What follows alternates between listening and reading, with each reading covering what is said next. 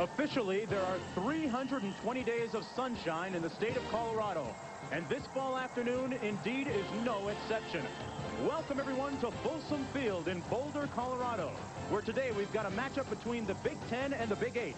It's the Iowa Hawkeyes with a record of 1-2 coming in against Colorado with a record of 3-0. They are perfect on the season. Good afternoon, everybody. I'm Mark Jones, and welcome to Boulder, Colorado and Folsom Field. Again, my partner this afternoon. Got a great game coming up, Tim Brandt. Tim, we've got Ralphie coming on the field, and this is one of the greatest moments in all of college football, and these two teams have some explosive offensive talent. They do that. As you look at Raging Ralphie, I think the best mascot in all of college sports. But you're right. Colorado's up against it today because they're going up against Iowa. Now, Iowa, Hayden Fry wants to use this as a momentum builder. His linebackers are banged up, but he's got Jim Hartlieb at quarterback. And don't forget, as you look at Ralphie, they also have Danon Hughes, a quality player. And Ralphie is going to take it all today. There's Danon Hughes now. Here's a guy who led the conference in receptions last year. He has 22 already this season. He's already signed a baseball contract with the Milwaukee Brewers. He has to be productive today for Iowa to be strong against this Colorado team. Now at quarterback for the Colorado Buffaloes, a bit of a tenuous situation. They've got a lot of talent there, but there's injuries that come into the equation. Exactly. Stewart is the starting quarterback. He's been banged up. There's Cordell right there. You see the numbers. He hurt his foot. They didn't know if he'd be able to play, but they put a metal plate in his shoe. They also put an insert in there to relieve the pressure from the arch. They're going to change his shoes at the beginning of every half, so he's got that stiff shoe feeling, but he's ready to go. He says he can play. Now, if he doesn't, Ty Detmer's brother comes in, Coy. We saw him last week, 11 of 18, 2 touchdown passes. He's strong. Well, Stewart looked to be okay in warm-up. The foot looked to be strong and efficient. It snowed a little bit up in the mountains, and we'll be back to the stadium on the hill for the opening kickoff in just a moment. ABC Sports and the College Football Association present Iowa against Colorado. Come on back.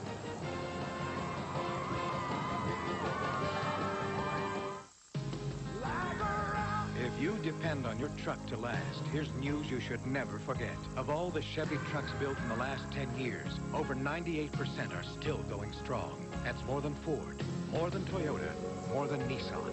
Over the years, no other truck is that dependable, foreign or domestic. Only Chevrolet, the most dependable, longest-lasting trucks on the road.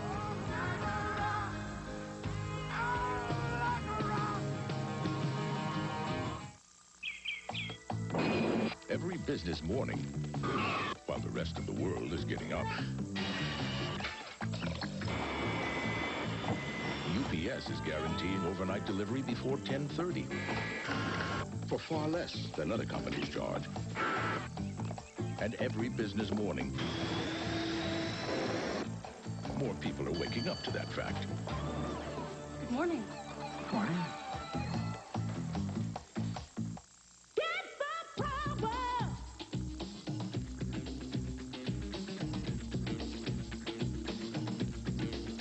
The affordable Canon CJ10. The power of color is yours. Get the power! Oil, the lifeblood of your engine. So the most vital organ is your oil filter. That's why you need Fram Extra Guard. Unique glass fiber paper stops more dirt than any other filter. Fram Extra Guard, the best protection ever. But you're actually putting money away. Yeah. Unbelievable. I've changed. Especially since the baby. Dad'd be real proud. So where do you have your savings in? I have in savings. What kind of savings? In a bank. Want to do me a favor? Talk to my broker, Payne Weber. You can probably manage that money a lot better than the bank. This is my savings we're talking about here. I mean, how's a broker supposed to know what I need? He'll ask.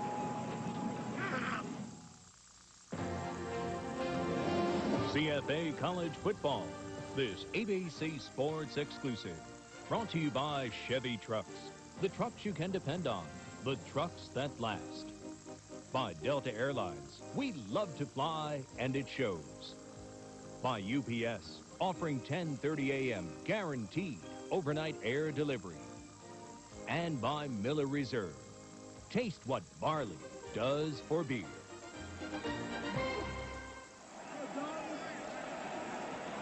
We have a near-capacity crowd of close to 52,000 on hand today at Boulder, Colorado at Folsom Field.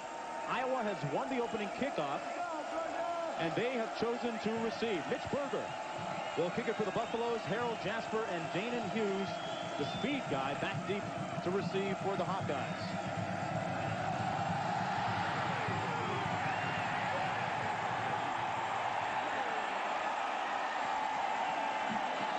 Iowa with no shot at all of returning that kickoff. Put that thing out of the stadium 3 rows up. Home run ball. Thunderfoot Berger with a strong kick. And Jim Hartlieb will start at quarterback for the Iowa Hawkeyes. 62 and 94. Decent arm, smart and poised.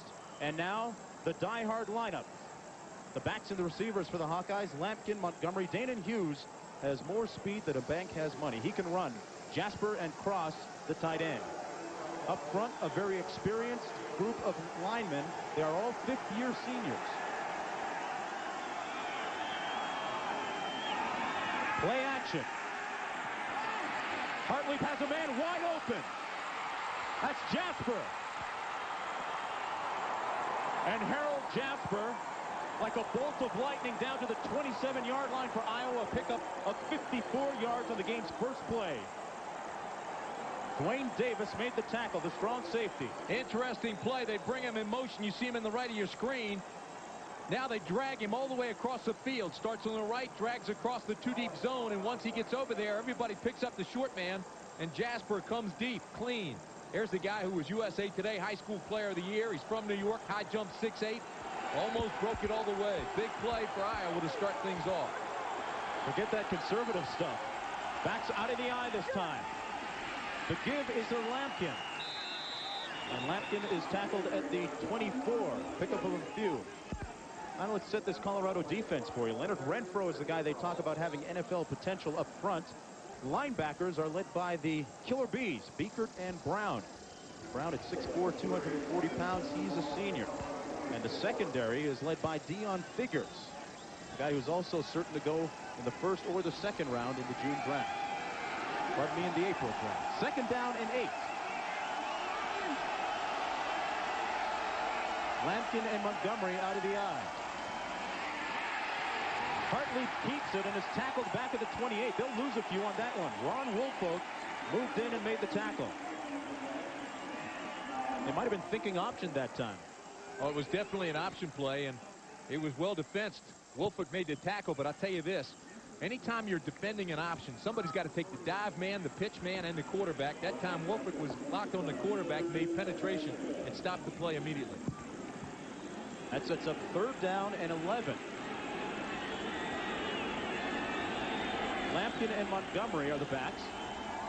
And Hughes is split to the bottom of your screen.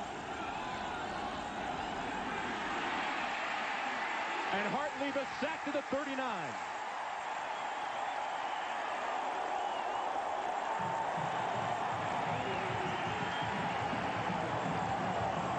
That's a loss of 12 yards, and more importantly, the tackle by Chad Brown puts them out of field goal range.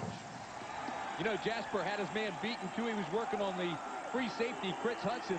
Now, watch this. Hartlieb sees him right now, but he also sees the rush coming.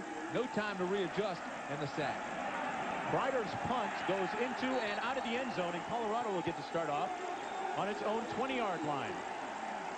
Which means, bottom line, that big pass play to Jasper means absolutely nothing now. It falls by the wayside, and oh, what an opportunity they had. Cordell Stewart will take the reins of this Colorado offense, and if you haven't seen him play, then sit back, enjoy, and watch. 660 yards of passing so far in just 1.5 games. And now the die-hard lineup. The backs and the receivers for the Buffaloes. Michael Westbrook leads the nation in receiving yardage at 150 a game.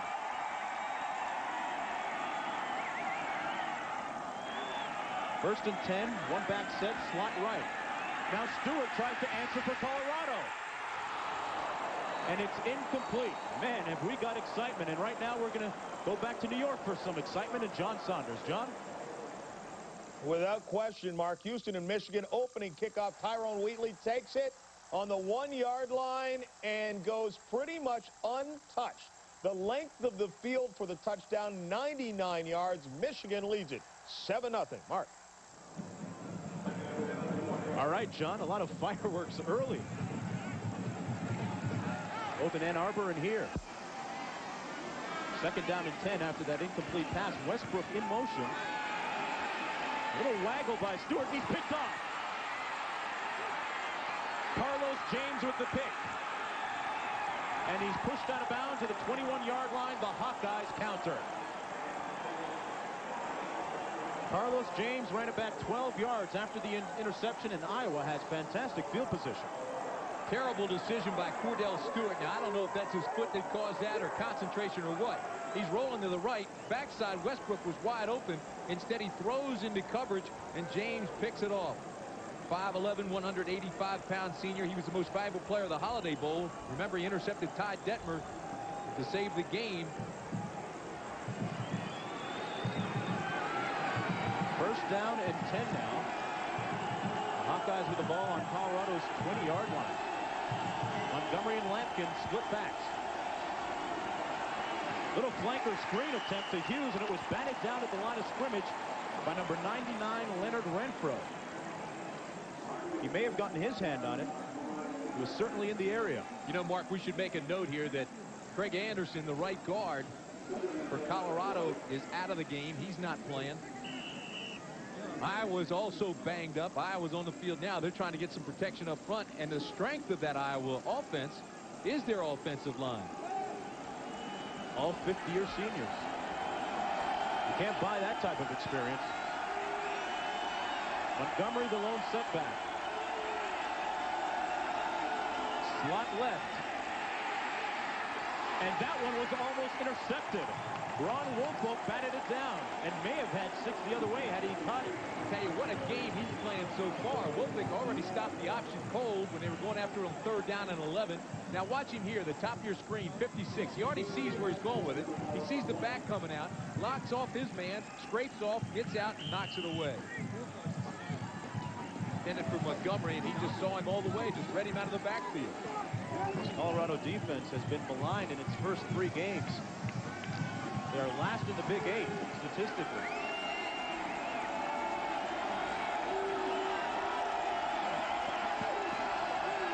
Single back set. 2 receivers out to the top of your screen. Hartlieb on the quarterback draw, nothing doing. He's tackled by Sam Roger and Ted Johnson.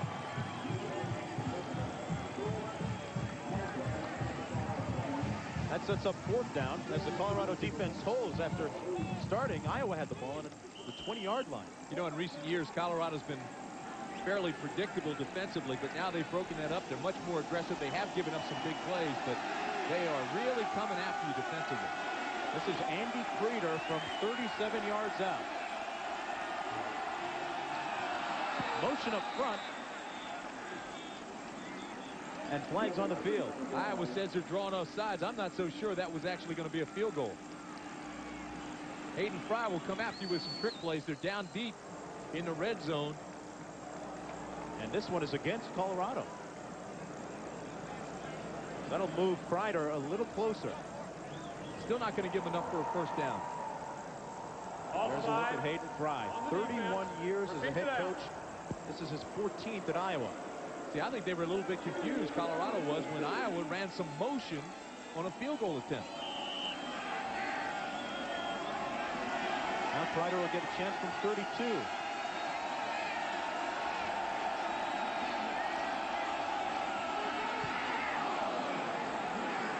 And it's good. So the Hawkeyes with 2 golden opportunities, cash on its second one. And they take a 3-0 lead early here in the first quarter of play. We'll come back to Folsom Field in just a minute.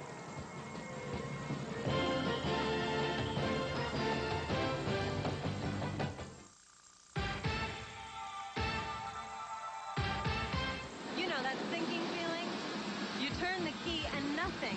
When it gets this hot, you'd better get to Sears. I hear my battery gets baked. Only Sears has the Die Hard. In demanding tests for starting power, Die Hard performed 3 times better than industry standard. This time, I'm getting a Die Hard. You can count on me. Die Hard. More power when you need it most. More than 1 million of you have gotten to know Geo, the most successful new line of cars and trucks ever introduced. Get to know Geo at your Chevrolet Geo dealers. Getting to know you. In developing a completely new car, the possibilities are endless. At Geo, we brought all the pieces together beautifully. The newest Geo, Geo Prism, coming soon to your Chevrolet Geo dealers. The Rothmans' brand new family room is there because a State Farm agent was there with a family insurance checkup. You see, State Farm agents keep in touch to help keep your car, your home, and your life insurance up to date. Just a month after we added more coverage on the Rothmans' home and its contents, it was devastated by a fire. But thanks to our checkup, the coverage was there, and for the Rothmans, it made all the difference. And like a good neighbor, State Farm is It's the biggest game of the year. Number 3, Florida State goes for revenge against number 1, Miami, next Saturday on ABC Sports.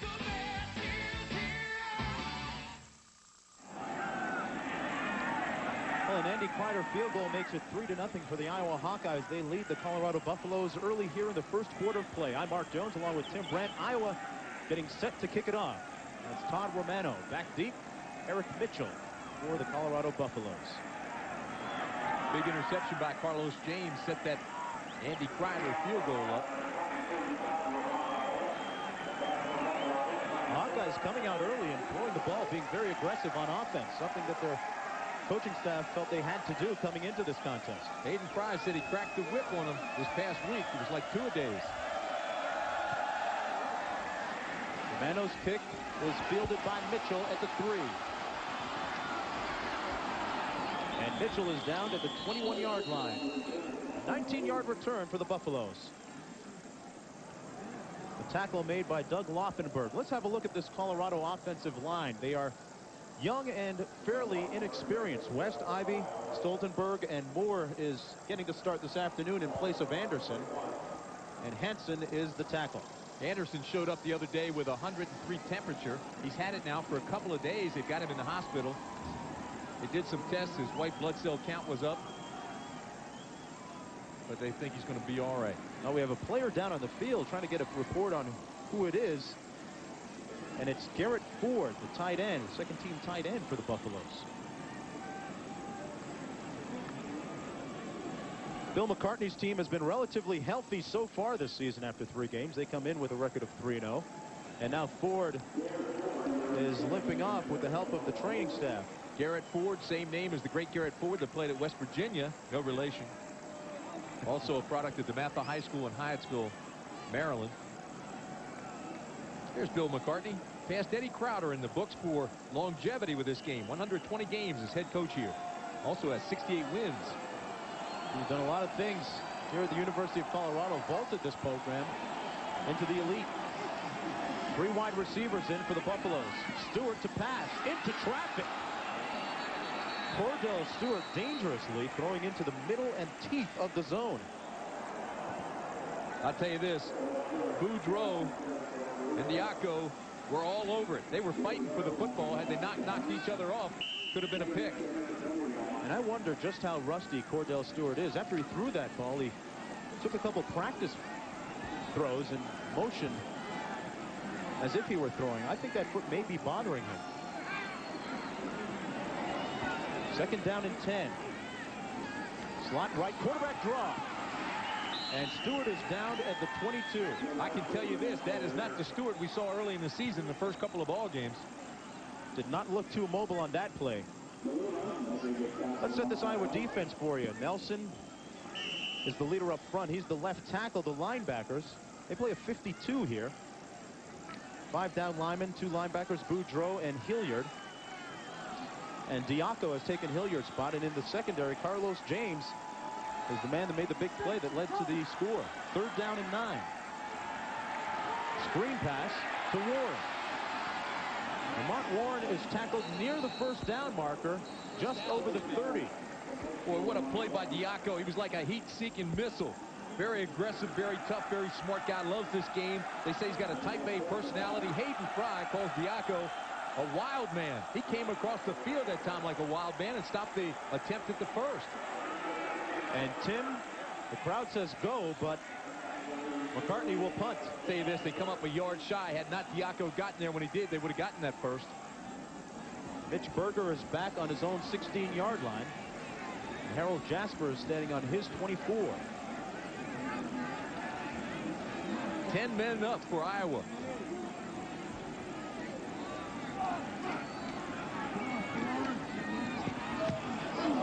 A high kick by Berger. Back to the 20. That's the downside of putting 10 men on the line. There's nobody left to block. No protection. A 51-yard punt. 6 yards on the return. It's 3-0.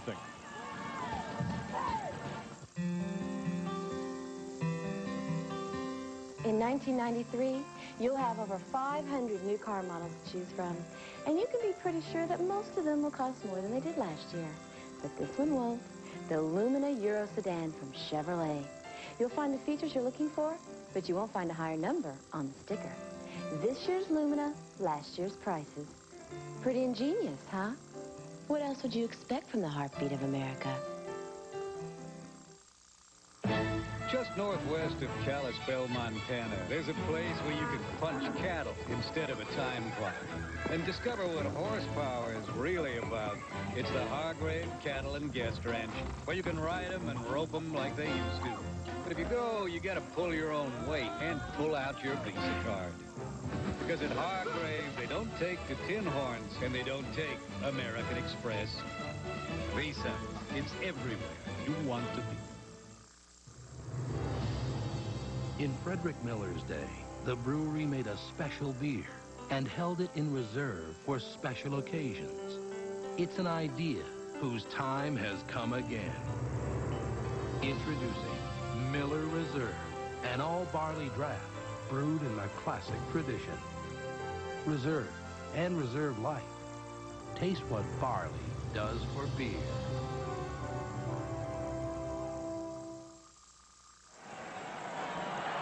Hayden Fry has been head coach for 31 years, 14 of those at Iowa. And we asked him, Hayden, how much longer are you going to go?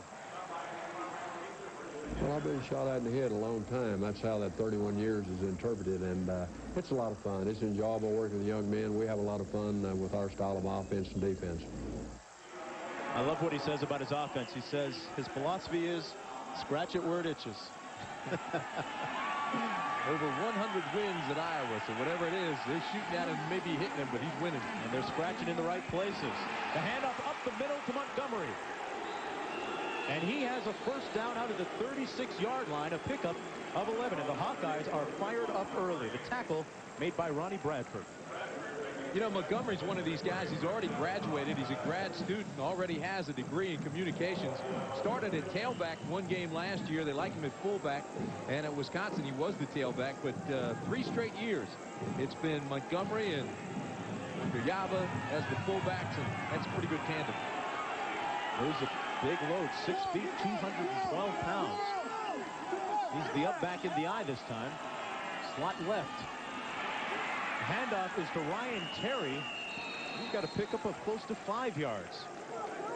John Katosich made the tackle from his linebacking spot for Colorado. Terry is a transfer from Tennessee State. He really got the coach's attention in spring ball. Had an excellent spring practice. He's a solid running back. He's had a solid fall. Now watch this. The linebackers, they get trapped inside. Some good kick-out blocks. Look at 34 there. That's Montgomery, the fullback, leading him up in there. One more block, he could have sprung it. Nicely done. 2nd down and 5 for the Hawkeyes. Hughes now in motion. The handoff is to Terry, and he's got a first down. A pickup of 7, and they move the sticks. The tackle made by Greg Beaker. Boy, watch how he cuts back here. He's cutting back against the pursuit, and the offensive line walls it off. He comes back behind that wall and picks up the big gainer, first down. Tim, the Iowa coaches talked about having balance on offense as being one of the keys for their success today. But you know how Iowa started this ball game with the big pass. That seemed to loosen up the defense to the point now the running game is effective. It all goes hand in hand. Jeff Antela is split wide to the bottom of your screen. Hartlieb throws back the other way to the tight end, Whitaker. And Whitaker is down to the 43. Darrell Price making the tackle, but not after Whitaker picked up 8 yards. Again, watch this. They come with the blitz.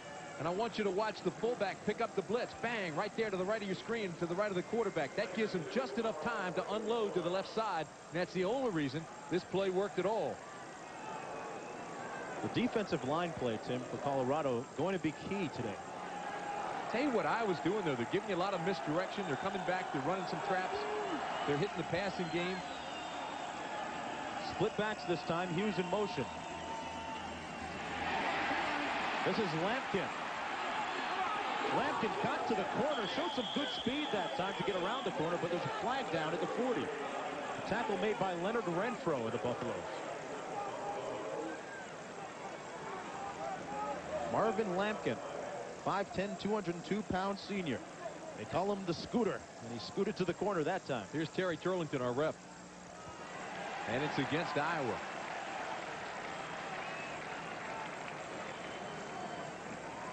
Hayden Fry, the Big Ten Coach of the Year the last 2 years running. And he also coached in the Southwest Conference at SMU. Had some time down there and the Missouri Valley Conference. There's a guy that's been the Big Ten Coach of the Year the last 2 seasons. You know, we've been talking about the banged-up linebackers for Iowa. How about Colorado now? Chad Brown has been taking the locker room. He's got an injured shoulder. He's out of the game. Brown is one of the leaders from the linebacking spot. Whitaker's the tight end lined up to the right. And they throw to Kuiawa. And he's tackled out of bounds at the 43. Looked like it was a slow developing play that time. But again, Iowa picked up the blitz or it would have been lost yardage. Colorado came hard. They brought Beekert up the middle, number 19. But I want you to watch the right guard, Ferroni. Ferroni picks him up. Just pushes him aside, makes him spin away, which gives him enough time to make the completion. Otherwise, you're giving up a sack. 3rd down, 14 yards to go.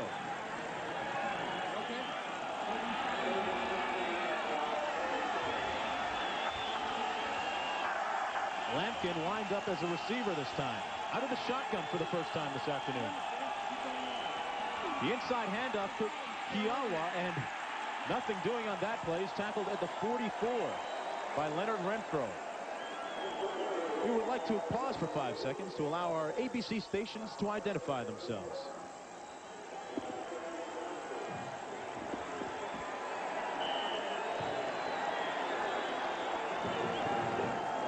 Iowa punting. Fisher's punt goes to Deion Figures, and he feels it at the 24. Tries to run it back, but he's tackled immediately. A 37-yard punt, just 2 on the return. Colorado looking to get some offensive momentum.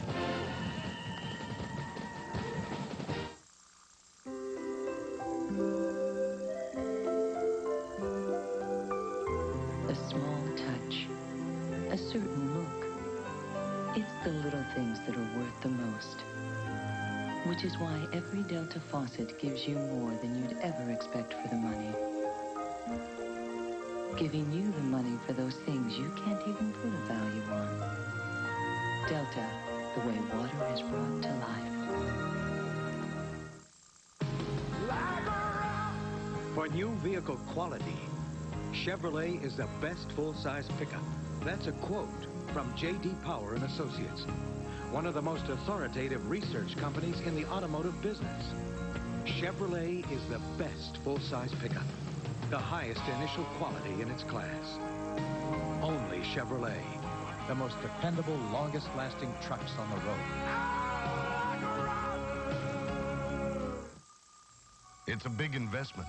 Get the most out of it. Change the oil every 3,000 miles and do it yourself with quality Pennzoil motor oil from Walmart.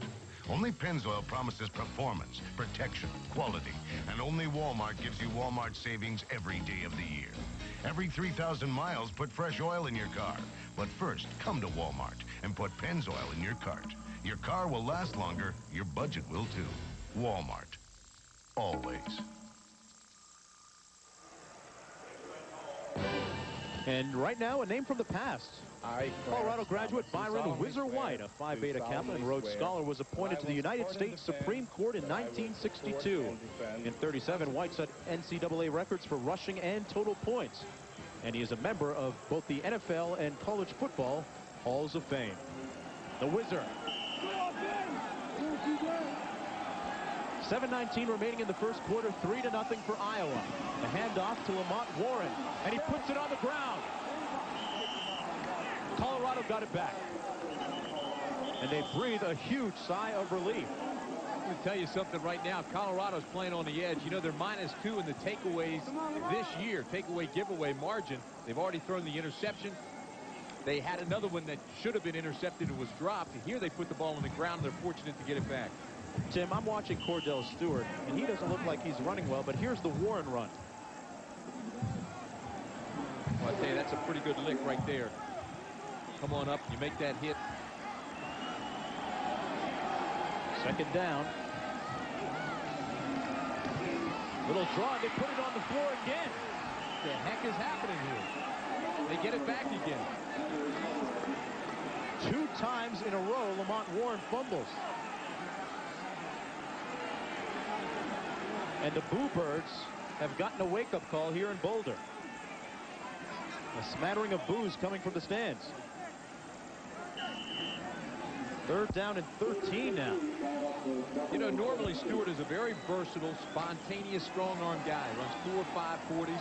That all makes him dangerous. But that left plant foot is really causing him some problems now.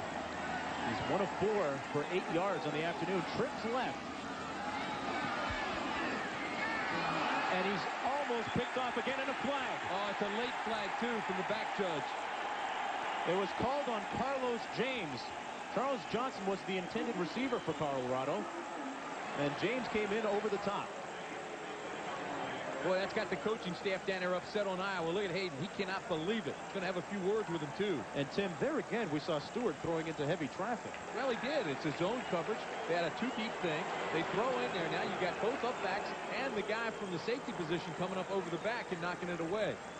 Watch this. See if he times it. See the up guys. Now, here's the safety. He did come over his shoulder early, so it's a good call. It was just a late thrown flag. First down, Buffaloes. You know, Book and Olinzak are really playing well as safeties in that Iowa secondary. Buffaloes come out in a trips right formation. Westbrook, their dangerous receiver, is in the slot. And that's who gets the call, and he can't hang on to it. He was drilled at the 38-yard line. Yeah, but look at the coverage again. Porter and Olinzak just hit him almost immediately as soon as the ball got there. This is a secondary that's been rebuilt. It's given up 433 passing yards coming into this game in the first 3 games. So it was maligned a little bit, but Hayden Fry's got him playing aggressively. Watch this now. They've got it look like it's a man coverage, right? Well, it's a 2-deep man under. Now they get into their zone coverage, come over and bang. There comes Porter 2 and Olinzak 13. So, yes, sir, we knocked it loose. Michael Westbrook, a big, strong guy himself. Extracurricular activity. And in a right cross. 2 receivers out to the top of your screen, and Stewart goes down at the 24. Jeff Nelson got the sack. Let's go back to New York and John Saunders. Mark, Maryland and Penn State, Richie Anderson, a one-man wrecking crew today. Watch the move to the left, the right, back to the left, up the middle for the touchdown. His 4th touchdown of the day. Penn State's rolling. Back to you, Mark. All right, John, you know what's interesting about that? Anderson, who's tearing up Maryland, grew up in the shadow of the university right there near College Park. Last time Maryland beat Penn State, 1961. Gary Collins, Dick Shiner played on that team. You see the discrepancy in total offense. Stewart in the air again, complete. T.J. Cunningham catches it at the 37-yard line, and he's short of a first down after the 13-yard pickup. That's still the first pass he's thrown in rhythm with some authority today. And you can hear some cheers here at Folsom Field. That's from the contingent from Iowa that made the trip. Mitch Berger from North Delta, British Columbia, Canada, punting from his own 23.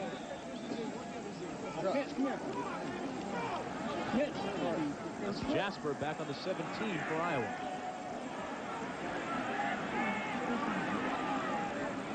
Folsom Field kind of quiet. Better snap this ball. Gets it off with 1 on the play clock. High punt. This one will be returnable. A flag down, and Jasper is down at the 28. A 38-yard punt and a 4-yard return. John Potosich made the tackle for the Buffaloes. Let's see what this flag is all about.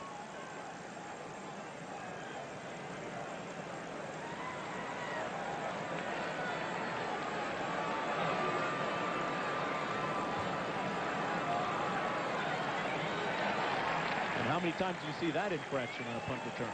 Too often. But you know what that's going to do, Mark? For the first time today, Iowa's going to start with poor field position, backed up inside their own 20.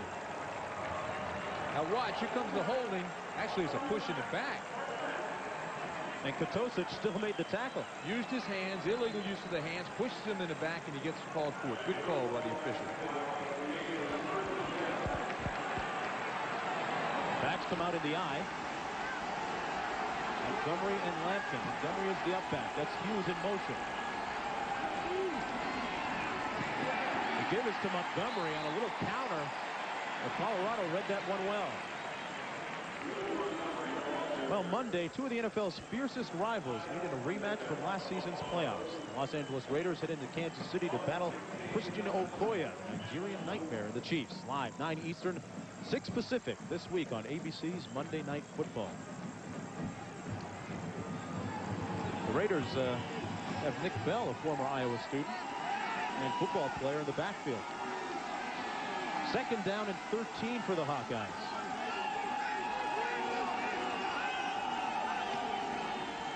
Backside of the pro set. Hartlieb wide open to Antela. And he's close to a first down at the 29-yard line.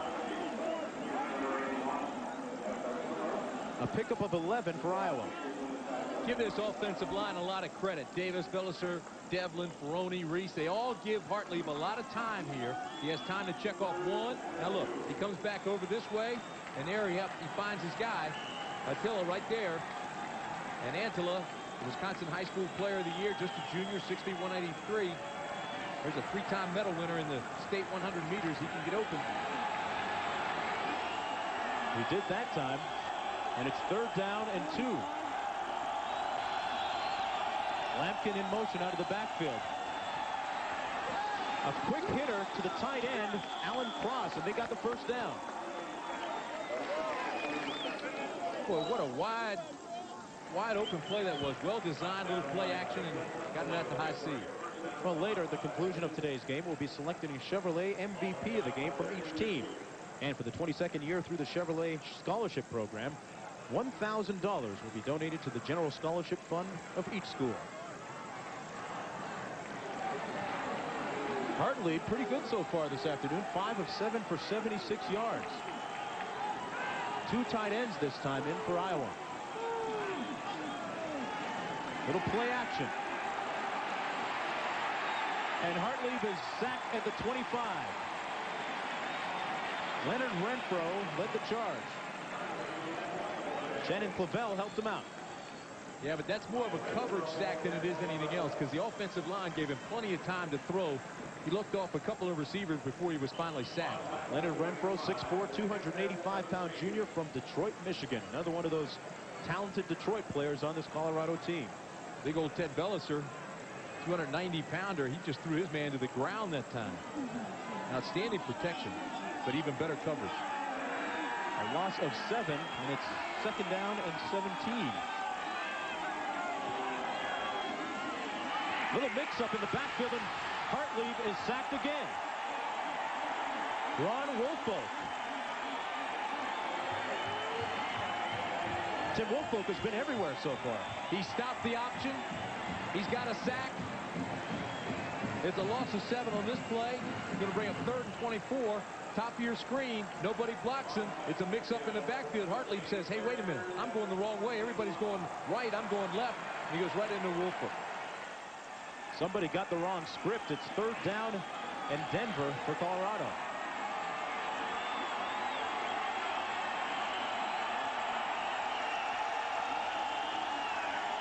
Backs out of the eye. Hughes in motion. The handoff up the middle to Montgomery on 3rd down. And right now, let's go back to New York and John Saunders.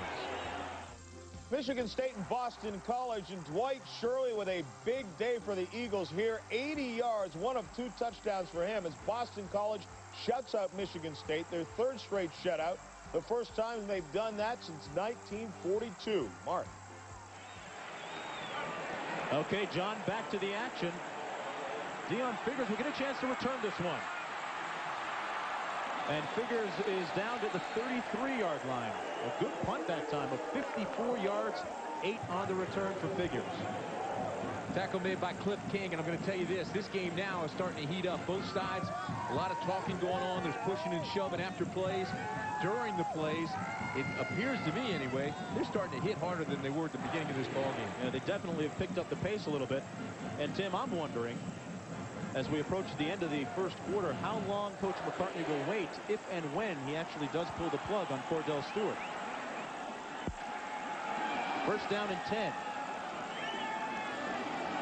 4 receivers. Stewart completes it to Lamont Ward.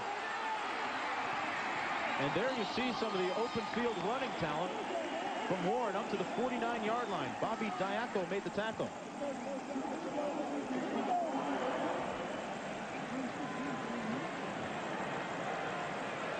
And there's a flag down at midfield. Just what the Buffaloes didn't need. No, that's right. Colorado hurts themselves again with the penalty. I'll tell you this, we've talked a great deal about the linebackers for Iowa and how thin they are and how banged up they are. There's no question about it. That was the biggest concern coming in. I mean, they were well stocked at the beginning of the year. But Teddy Joe Fraley is out. He broke his ankle. Matt Hilliard and Mike Daly, they've been banged up. So Boudreaux and Diaco are inexperienced, and they're playing. Diaco is just a freshman. The best thing about freshmen, they turn into sophomores. Well, I'll tell you, Diaco can play. He's an outstanding linebacker. Time has run out on us in the first quarter of play. We'll be back for the second quarter after this. Getting to know you, getting to know all about you. More than 1 million of you have gotten to know Geo. In fact, Geo's the most successful new line of cars and trucks ever introduced. So for the millionth time, get to know Geo. Geo Metro, Geo Storm, Geo Tracker, and coming soon, the newest Geo, Geo Prism, at your Chevrolet Geo dealers. Getting to know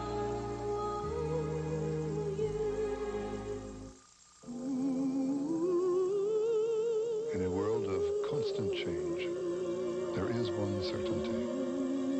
The financial strength of the rock. The Prudential Rock Solid. The temperature never drops below Xerex. That's important to remember at a time like this, when it's very dark and very cold. Ah, you did remember Xerex Antifreeze. The temperature never drops below Xerex. The world is in transition. The defining challenge of the 90s is to win the economic competition, to win the peace. We must be a military superpower, an economic superpower, and an export superpower. In this election, you'll hear 2 versions of how to do this. Theirs is to look inward. Ours is to look forward. Prepare our people to compete, to save and invest so we can win. Here's what I'm fighting for.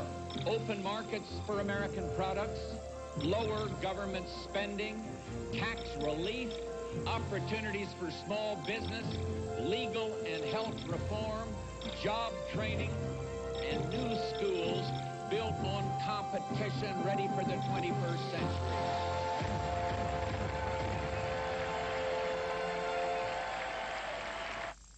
Did you ever wonder why young men want to play college football? It requires hours of hard work, discipline, and tough physical demands. A College Football Association survey finds that 90% play the game because they enjoy it. And 96% also believe that a college degree is important. Remember, when you watch college football, that the players are tackling an education as well as a game. America wins with college football.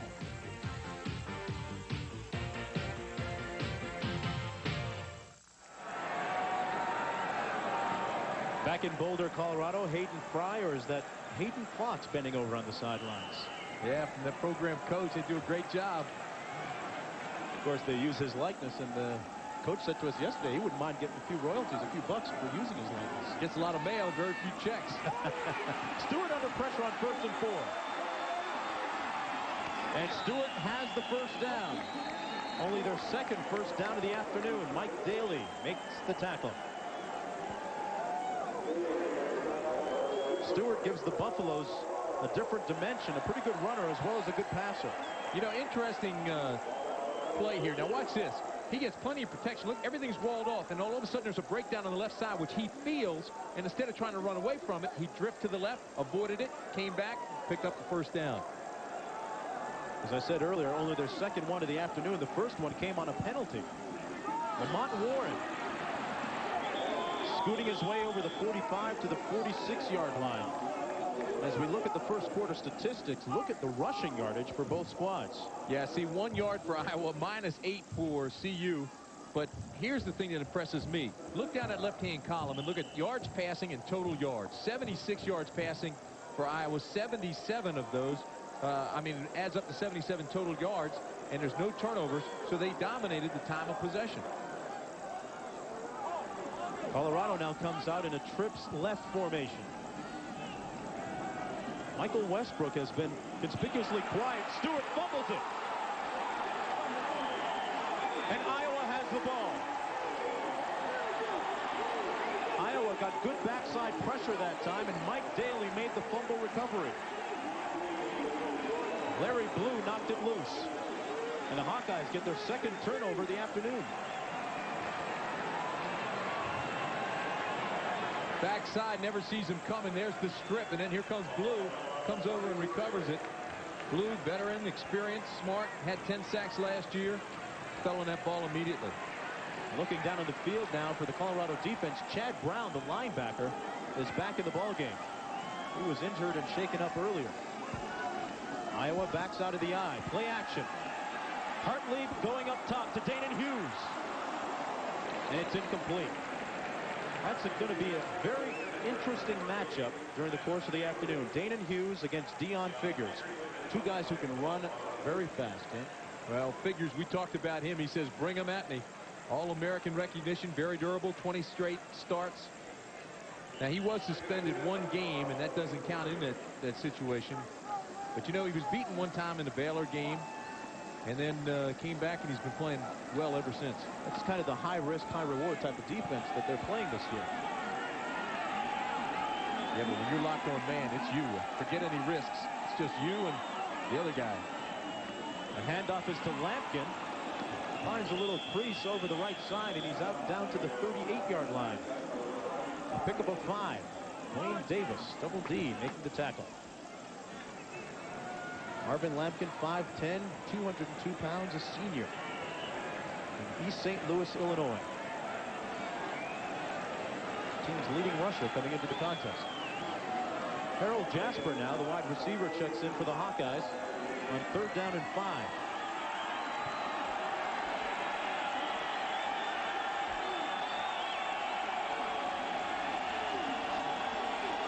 Jasper is in the slot. And Hartlieb looks to go to him.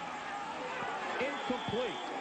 Good coverage that time, provided by the free safety Chris Hudson for Colorado. Not a bad play by Hartlieb, too. He couldn't find anybody open, so he was off balance, felt some pressure coming, and just threw it out there and just hoped for the best. But Jasper was really battling. Now, you'll see him here. Watch Hartlieb. All right, it's a straight drop back, but he can feel the pressure coming up the middle, and also from the outside. Throws off his heels, just kind of lobs it up and hopes Jasper, who had inside-out position, can get to the football.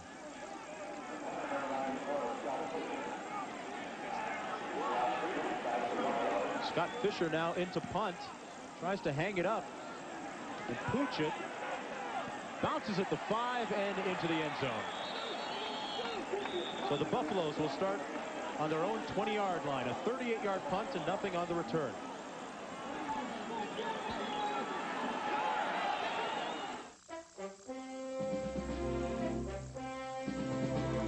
Only Delta gives you more flights from over here to over there.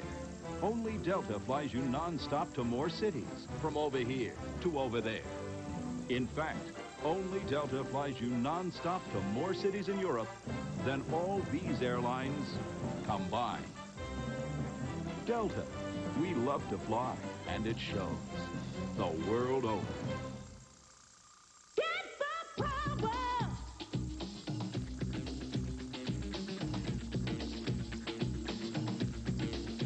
The affordable Canon CJ10. The power of color is yours. There is a sound that you can expect to hear on the new Riviera. It's the sound of German being spoken by those who now converge on Miami's legendary beach. Beck's, the #1 imported German beer on Ocean Drive, in America, and the world.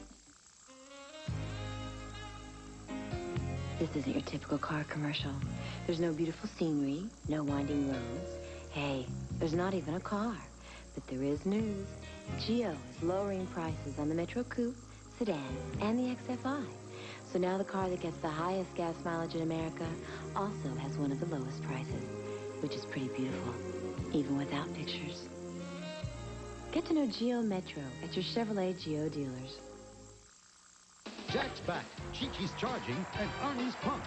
The Senior Tour's best tee-off in the final round of the Nationwide Championship. Sunday on ABC Sports. Cordell Stewart is still the quarterback for the Colorado Buffaloes, and he has the reins at the 20-yard line. Iowa's been very successful on first downs. They're averaging 8 yards on first downs. Colorado just 1. So we'll see what they do here on first.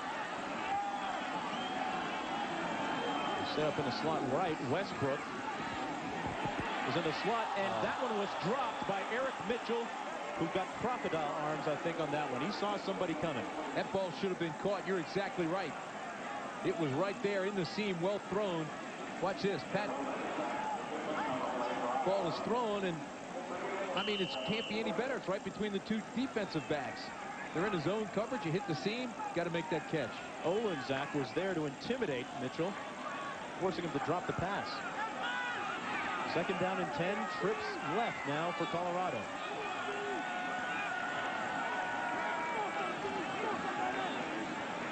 Stewart looks to the weak side, and the pass is complete to Christian Fourier, who escapes.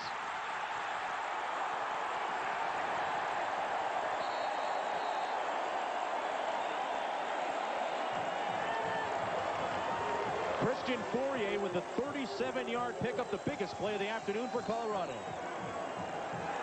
Finally go to their tight end. Fourier, 9 receptions, 2 touchdowns.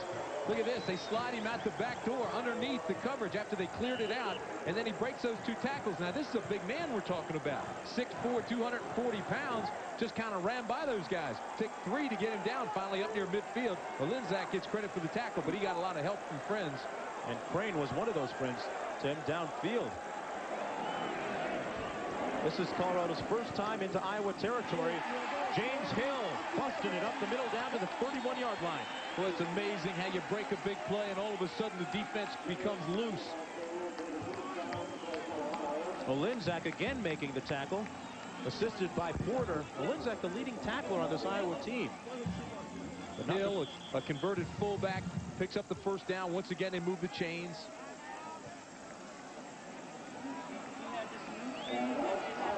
Well, there's a timeout down on the field as Colorado starts to build momentum.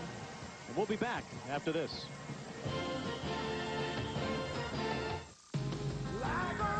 If you depend on your truck to last, here's news you should never forget. Of all the Chevy trucks built in the last 10 years, over 98% are still going strong. That's more than Ford, more than Toyota, more than Nissan. Over the years, no other truck is that dependable, foreign or domestic. Only Chevrolet, the most dependable, longest-lasting trucks on the road.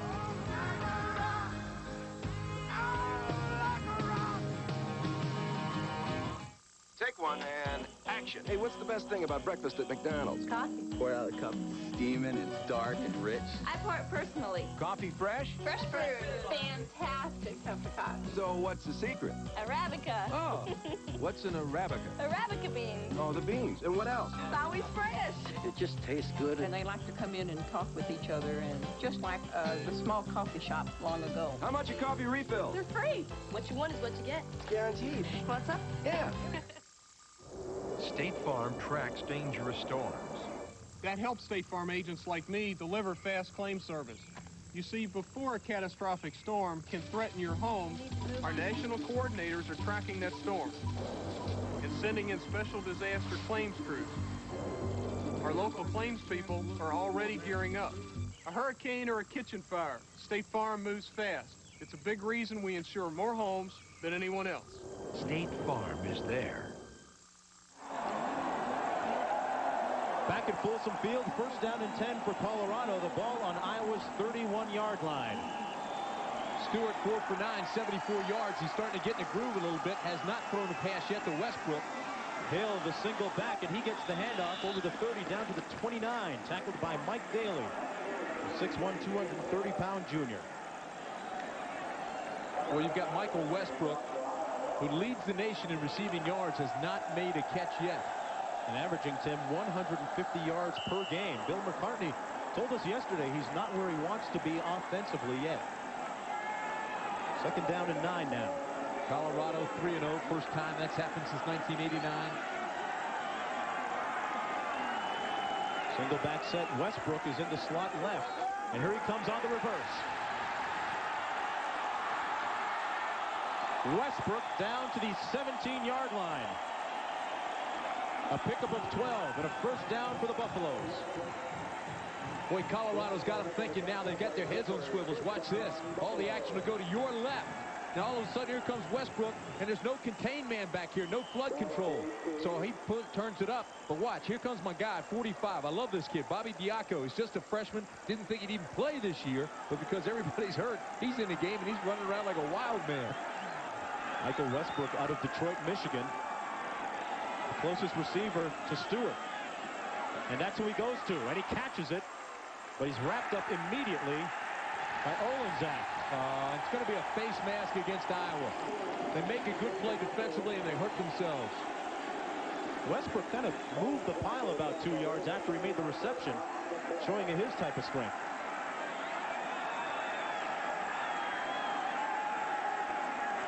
He only picked up 1 yard on the catch, but he'll get more than that after the face mask infraction.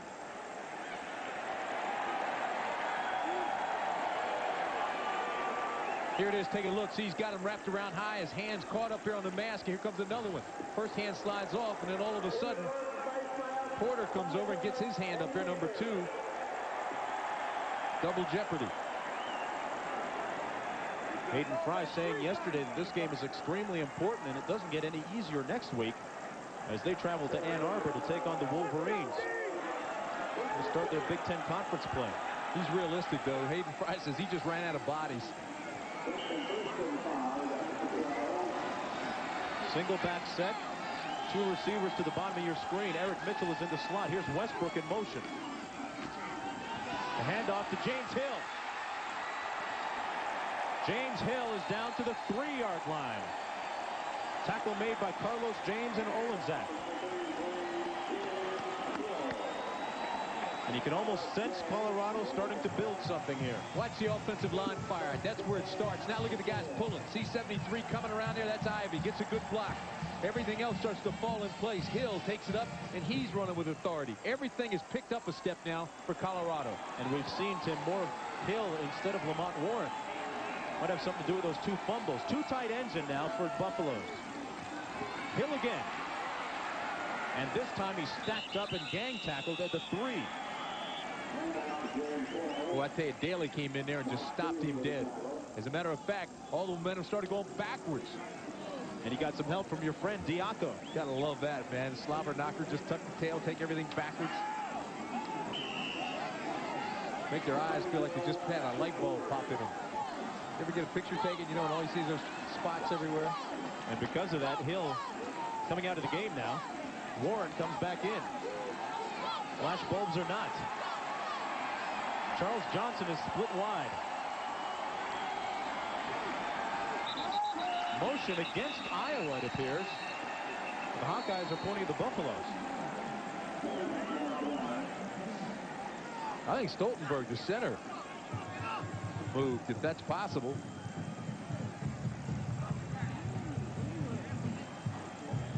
Survey says dead ball foul, encroachment on the defense.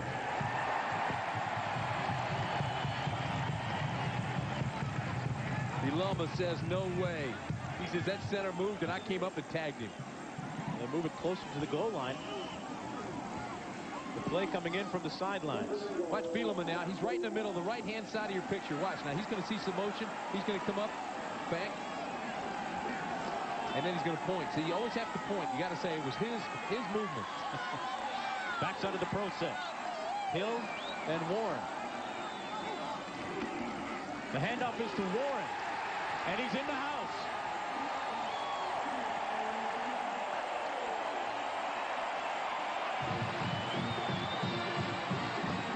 Touchdown, Colorado.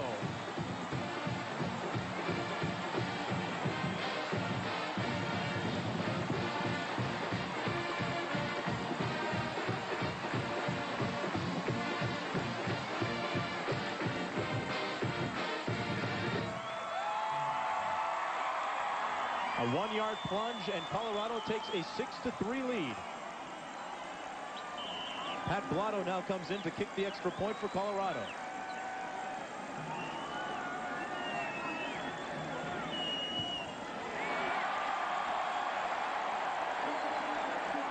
Seven to 3 as the Buffaloes come alive early here in the second quarter of play. Come on back. Hitachi? Wait, I know. They make your favorite show. Oh. Hitachi makes big screen TVs and 20,000 other entertaining products. Hitachi. Hitachi. Oh, wait, that's my phone. I'll connect you now. Bonjour. Here are the drawings. Looks good from here. Okay, thanks. Goodbye. Take care. Au revoir. Hitachi makes digital communication systems and 20,000 other amazing products. Hitachi. After football, I went back to Kansas and got my master's in education because I believe education unlocks a promise in each of us. The College Football Association and Hitachi feels the same way. They have created the Hitachi Promise of Tomorrow Scholarship to encourage students to become quality teachers because it's our children who are the promise of tomorrow. Hitachi, proud sponsor of the College Football Association. Hitachi's Promise of Tomorrow program gives teaching scholarships to all 67 CFA members. Undergraduate Larissa McKaylee went home to learn how to be a filmmaker. My mother was born in Yugoslavia. The Front Lines, Croatia, where Larissa produced a video documentary. Study inspired and supported by the University of Colorado. Education is the single best hope for changing this world and to solve the most pressing problems that are facing us today.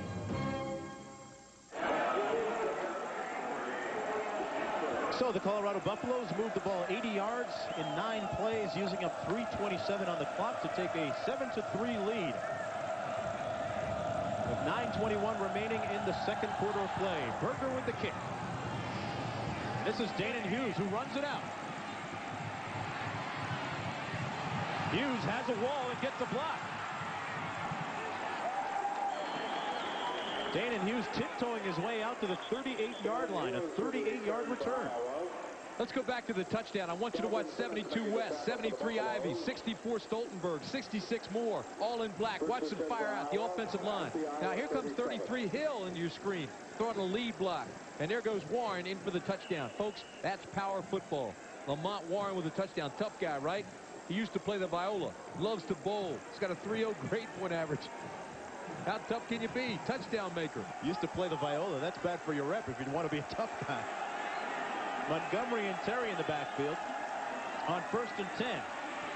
This is Ryan Terry, who's out close to the first down marker. A pickup of close to 9. Dwayne Davis, the strong safety, making the tackle. Good-looking running back, Ryan Terry, the transfer from Tennessee State. Never really played there, although he was named the most valuable player for the scout squad. In other words, the guys that practice against the varsity all the time. Then he sat out a year when he transferred, and he came back in, and here he is now, alternating with Lampkin and doing pretty well. Just a sophomore, as Hartlieb comes to the sidelines to talk it over with head coach Hayden Fry. Good ball game. This is good old-fashioned power ball here. Yeah, the fans here at Folsom Field were kind of quiet for a while, because it took the Buffaloes a while to get some offensive momentum. First down. Chad Brown back in at linebacker, as you mentioned a little while ago. Went into this brand new medical facility here, and I'm telling you, it's first class. I experienced that myself. Bad back and all, Tim Brandt. Broadcasting hurt today. Next Saturday, ABC's college football kicks off at a special early time, 12 noon Eastern, 9 a.m. Pacific, with a doubleheader you won't want to miss. It all begins with the game of the year, Florida State against Miami, and then later on, USC Washington or Iowa against Michigan. I want to thank Dave Burton, the head trainer, took care of me all weekend. This is Terry again. Out over midfield down to the 49. I think Dave used that same magic on Chad Brown to get him back in there. We originally said it was his shoulder and he probably wouldn't be back. Dave Burton gets him back in one play. The magic man working miracles in the booth and on the field. Holland and Marcellus Elder made the tackle that time for Colorado, as the ball stands at the 49-yard line of the Buffaloes. We joked about it, but the new facilities they have here, like that medical facility, that's the reason they can recruit. Kids love to come here. They see first-class operation. Backs out of the eye for the Hawkeyes. Terry, and whistles on the field.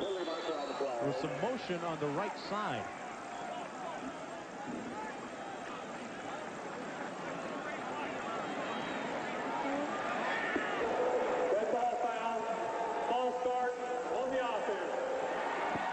It looked like it was against Bob Rees, the right tackle of the Hawkeyes, number 63. They move it back 5 yards. He's second down and 6 on the 46-yard line. Rees steps in for Rob Boxley. He's got big shoes to fill. Check that, make it second down and 11. Terry now out of the backfield into a receiver slot position. The quick slant is incomplete at the 50. Hartlieb had time to throw but couldn't complete the pass. It was intended for Harold Jasper. It does not look to me like Hartlieb is setting up properly to throw. He's nervous back there. He's not planting that foot. Kind of got those happy feet, you know, and he's not really setting and planting and throwing. And it's not like he doesn't have a lot of time either, because he's had that this afternoon. Third down and 11 now. So far, the Hawkeyes 1 of 6 on third down conversions.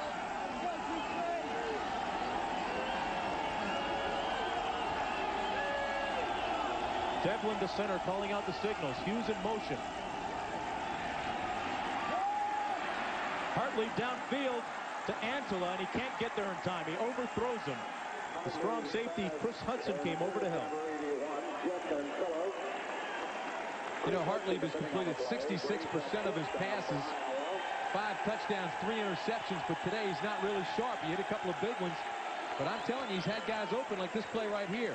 Let's see if he's planting here. All right, now he looks pretty good. His feet aren't moving. Pushed off the back foot. That was a pretty good setup there. He's missed his last four passes in a row, though. Deion Figures with a fair catch at the 22. And unlike Cordell Stewart, who has a bad wheel, Hartlieb doesn't. No, but I tell you, he's got a great family situation. Chuck was his brother. Jim and John all play. Andy played at Wisconsin. And, Tim, we asked head coach Hayden Fry about the similarities and differences between Chuck Hartlieb and Jim Hartlieb. Here's what he had to say. Jim Hartlieb is very comparable to his big brother Chuck Hartlieb, who was two-time All-Big Ten quarterback for us. Very intelligent, very tough, does an excellent job of audibilizing at the line of scrimmage, and has an adequate arm. What a family that is, huh? Chuck, great quarterback at Iowa. John's a defensive end on this team. Andy plays at Wisconsin. And I wonder where their sons are going to go to school. Corn-fed and hand-spanked, those guys. First down and 10. Stewart, play action. Wide open. Christian Fourier drops it. Hit him right in the hands at the 25. Maybe he had to bend down a little, but still a catchable pass. Look at Fourier, too. I mean, he knew it. He's saying, golly, I'm out here by myself. The ball comes to me. Watch his reaction after he drops it, because he's wide open. Stewart here with a nice play action. Now, look, throws the ball well. Now, watch this. Boom, right in the breadbasket. And he stands up and goes, oh, no.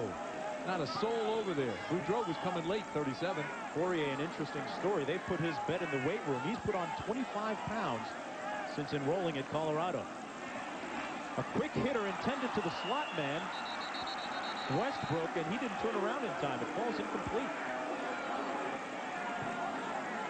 Olenczak, pretty smart play out there. He read it before the receiver did, went for the interception, then turned to the official and said, wait a minute, that was offensive pass interference, kept me from the football. Might have been. You saw Stewart's numbers, 5 of 12 so far. Unlike the first half he had against Baylor a few weeks ago, he was 16 of 17 for 251 yards. Let's watch Bobby Diaco this time, see where he lines up and then where he ends up, the freshman linebacker. 3rd and 10, 4 wide receivers in for the Buffaloes.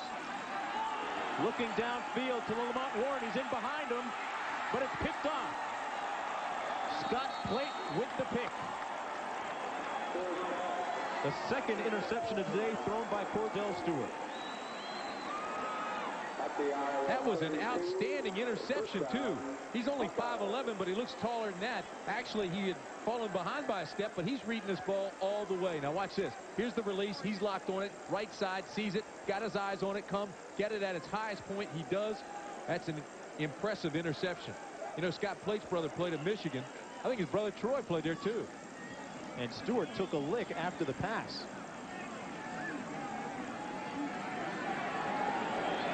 First and 10, back the other way for Iowa. Guyava, the up back in the eye. Hughes in motion. This is Lampkin, and Lampkin breaks a tackle out to midfield. A pickup of 18 and a first down. Chris Hudson finally made the stop, assisted by Darius Holland.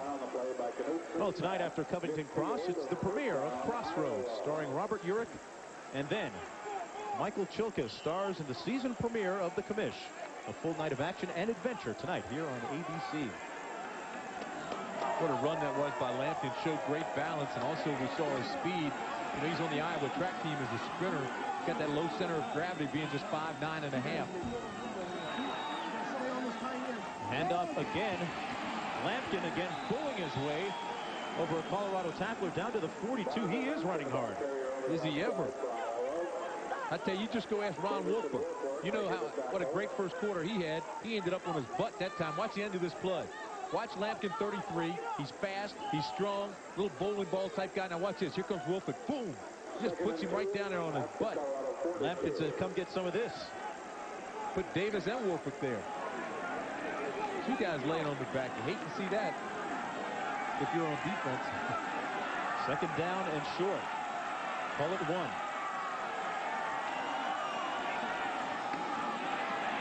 And this time, Marcellus Elder makes the tackle for a loss of maybe a yard or 2. Yeah, Elder says, I've had enough of this. I'm standing up. I'm going to take a shot here. The coaches were concerned about Elder's weight. He's been up to 318. Right now, he's down to about 275, 280. They say he's got these real thin legs. Look at those legs down there. They call them bird legs. So they can't support all the weight he's got up top. So they want to keep his weight down. He was 318. They've got him down to 280. Want to get him down to about 275. Elder out of Compton, California. Bird legs. He's going to come up here and look for us. You called them bird legs. 3rd down and 2. Hartlieb will not get there. Yes, he did. He did scramble and get the first down. Flushed out of the pocket, and he made something out of it. Got a couple yards beyond the sticks. He knew where to go, and he tried to get down. Hey, here's what Hartlieb has to work on, though. He's a senior, so he doesn't have much time to work on it. But if he's going to slide, he's got to come feet first. He goes down and tries to give up his body, but he's coming head first, and they tag him. Been watching Ricky Henderson too much. Those head first slides. Bradford came in and got a pretty good lick on him. He's got to go feet first. 5:15 remaining in the first half of play. That's Danon Hughes in motion. Lampkin. And he's stopped up at the 37. Greg Bickert got there. preseason All-American, Butkus Award nominee, captain of the team, stepped in and took him down quickly. Beekert, another one of those Colorado players that has already graduated in grad school right now, and spoke with him yesterday at practice. Fine young man. Yep. Grad student studying marketing. Iowa has run the ball 5 times on this drive. They have not passed. 2nd down and 7 until this play. And Hartlieb says, I want to talk. We're going to take a short break and come right back. I'm Al Michaels. Join us this Monday for a renewal of one of the great NFL rivalries. For over 30 years, the Raiders and Chiefs have been going at it. The Raiders led by new quarterback Todd Marinovich. The Chiefs hoping that longtime Seattle QB Dave Craig can take them to the Super Bowl. Raiders-Chiefs, Monday night. Monday. Don't come here anymore to get off drugs. The home of Little League battles a big league problem. The story on ABC's World News Tonight with Peter Jennings. Iowa with the ball on Colorado's 36-yard line. We have had a fine few days here on the campus of Colorado University. I had a chance to speak with the journalism class and meet some of the students. Really enjoying ourselves. Love this weather out here. Weather today, in a word, sensational. Higher elevations had snow. And a look at Hartlieb by quarters. 5 of 7 for 76 in the first quarter. 0 of 4 so far. And he has not thrown on this drive. 5 straight runs, but now with 2nd down and call it 7. Wouldn't be surprised if he goes to a pass here, although they're loaded up. Hughes and Jasper, the receivers. Has time to throw, completes it to Damon Hughes at the 21-yard line. And another first down for the Hawkeyes, a pickup of 16 yards. Deion Figures pushed Hughes out of bounds, and now they're talking about it a little bit. I'm going to tell you something right now. The reason that play worked is because Devlin, the center, came back and made a block. Watch the right of your screen. Safety blitz is coming. 23's got him dead to rights. And Devlin got off the block and went over and took out the safety. The pass was then completed. And a bit of a push coming from Deion Figures, too. Well, it is a tight sideline here at Folsom Field. Figures says it was legal. Hughes didn't get hurt. No harm, no foul. He wanted to show him the sideline. Split backs this time. Lampkin down to the 16 in the middle of the field. That offensive line for Iowa, Tim, really jumping out at you early in the first, actually in the first half here, doing a good job. You are exactly right. They came in that time with 2 tight ends, loaded up jumbo style. Davis, Velliser, Devlin, Ferroni, and Reese all the way across the board. Coming up on the Prudential Halftime Report, John Saunders with scores and highlights from a very busy Saturday afternoon in college football, as well as an interview with Bobby Bowden as they look ahead to a huge matchup against Miami. The backs are set up in the I. That's his last timeout. And Hayden Fry is hot on the sidelines. Well, he didn't want that timeout taken. I mean, there's 3.5 minutes left in the half. Didn't want to have to take it this early. I mean, what if it comes down and they get another drive going? He may need that timeout later. Nonetheless, better safe than sorry. Just make sure. Look, he's pointing up at the clock right now. He's saying, hey, look, you've got 3:38 left. Now you've got no timeouts. Well, they are in great position to get a score out of this. You know what I think the problem is? You know what they're pointing at? They cannot see the play clock. Hartlieb didn't know where the play clock was, or he couldn't see it because of the glare of the sun. Consequently, called timeout so he wouldn't be penalized. That's exactly what happened. It's what you call the home field advantage, I guess. Well, it's right up there on the building. I mean, it's easy to see. We've got 3:38 remaining in the first half of play as we look at the play clock. There it is. It's 0. Well, a touch of a shadow, but he should be able to see it. All right, there he come is. back to his view. See, now they reset at 25. It's certainly visible.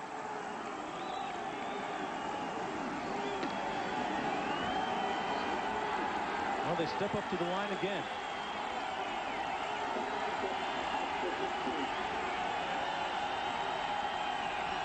Hughes in motion. Lampkin backed up inside the 15 at the 14-yard line. Gain of maybe 2 on the play. We talked earlier about the interior line play defensively for Colorado, especially at the nose guard position with Darius Holland. Going to be one of the big keys on the afternoon for them. That time they did the job on the running play. 3rd down and 3. As Matt Whitaker, second string tight end, checks in.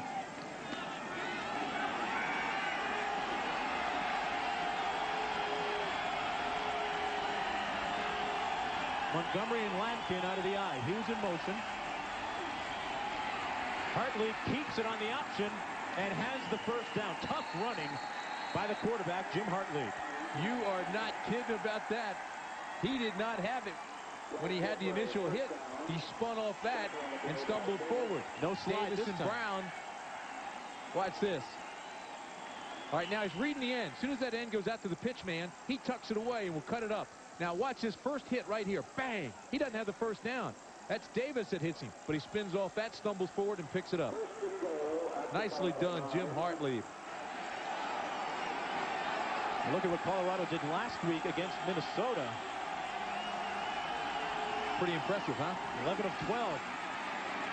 Down in the red zone. That's Lampkin down to the 7, tackled by Chad Brown. Brown, 6'4", 240-pound senior from California. Brown's interesting. He has a strange type of collection. Collects lizards and snakes. He has a pet boa. Also has a broken hand he's playing with. They've got a little portable cast on that thing.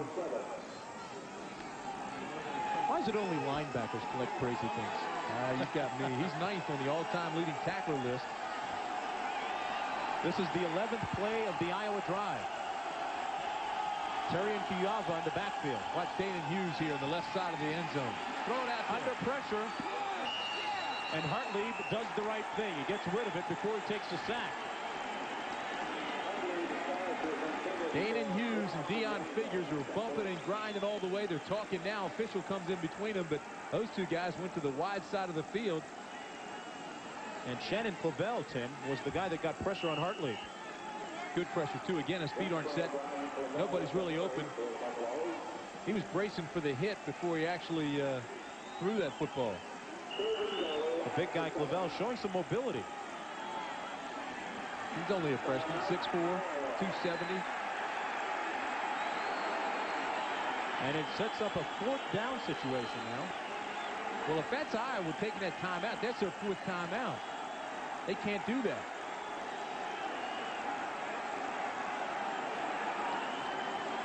You know, the crowd is booing, too. I think they realize this is a very intelligent football crowd. They understand they're booing that that's their 4th timeout. They don't have one left. The officials still have no clue. McCartney's not. Now one of the coaches is calling the officials over. And I think Bill McCartney's going to say, hey, listen, they've taken one more timeout than they have. Well, let me correct myself. It is 3rd down.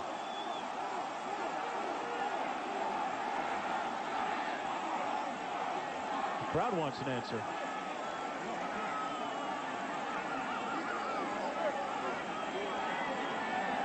The Colorado defense comes back onto the field with 1:36 remaining in the first half. Of course, the Iowa folks, they'll just say Colorado won on 5 downs in Missouri a few years ago. Uh-oh. Give an extra timeout to Iowa. Don't start that again. Oh, I'm sorry. I just brought that up. Just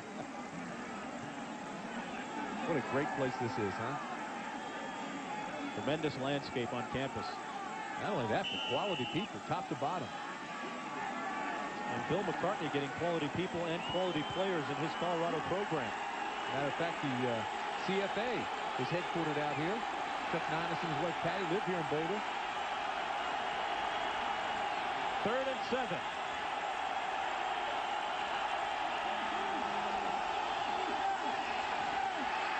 Back the other way to Alan Cross, the tight end. There's a flag down at the 10-yard line. Let's see what it's all about. Alan Cross caught it and ran down to the 5 before he was pushed out by Dwayne Davis.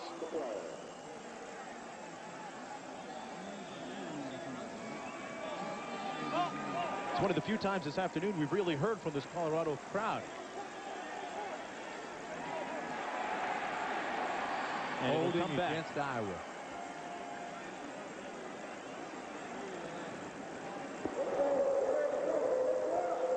Holding on the offense. Decline. Fourth down. Hayden Fry now sending in the field goal unit.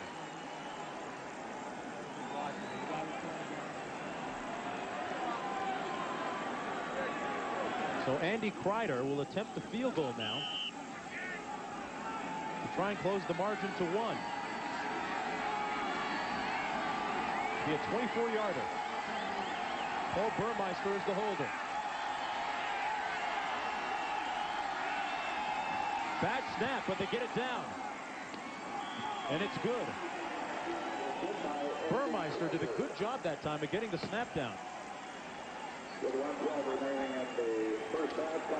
It's 7-6 with 1:12 remaining in the first half of play.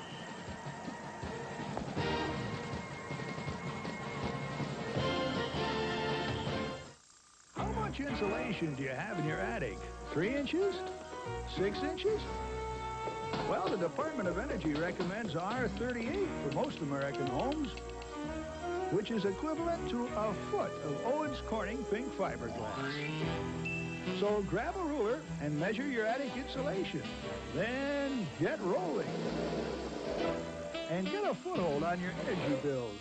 For more information, call 1-800-GET-PINK. I don't need some fancy cologne to tell me I'm a man. I use Skin Bracer. It smells great, but it also cools and tones my skin. Confidence is very sexy. Don't you think? Skin Bracer Aftershave. By Menon. The trick is knowing what to sweat and what to let go. That's what this stuff is all about. It always gives me hair that looks great without a lot of fuss. Pert Plus. Great hair, no fuss. It isn't the night or even the fog that gets you. It's when the team leader puts you in charge for the first time. And you decide to drop right inside Alpha Team's backyard.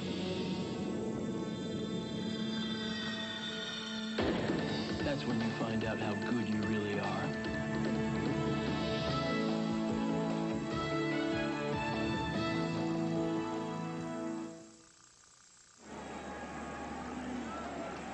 Back in Boulder, 7-6 Colorado over Iowa with 1:12 remaining in the first half. And down on the field, Bill McCartney, head coach of the Buffaloes, was working one of the officials, wanting to know exactly what the situation was with reference to those timeout, the timeout that was just taken. Well, the official statistician, everybody here, Mike Swine, everybody's got 4 timeouts listed for Iowa, but maybe that time they were looking at the clock, they didn't charge them for a timeout because the clock didn't reset.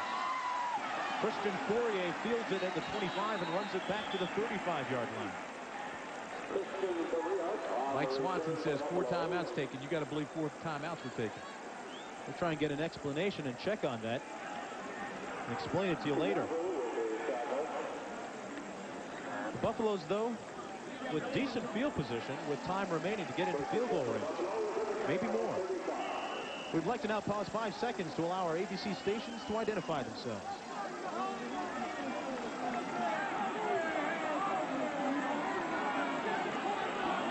Cordell Stewart, KUSA TV.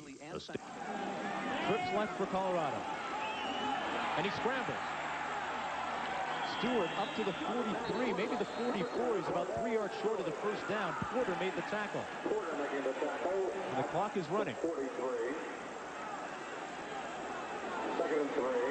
Michael Westbrook has been conspicuously quiet so far today. He's in the near slot now on 2nd down. They come the other way to Fourier, complete at midfield. Boy, that's a heck of a catch right there. Daly actually had a hand on it. Fourier still made the catch.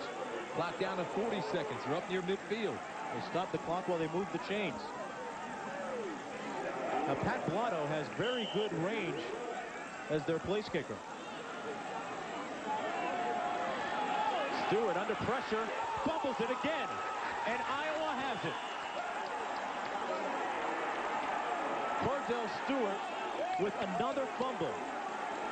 The second one of the day. And Colorado's 4th turnover. All right, now here's where the timeouts come into play. Iowa, this is why he didn't want his guys to call timeouts. Hayden Fry says, hey, look, we got 31 seconds left. We got the ball back 2 plays. We're in field goal range here and could take the lead, but they have none left. Matter of fact, they're -1. 4 turnovers for Colorado. That hurts. 31 seconds to go in the first half.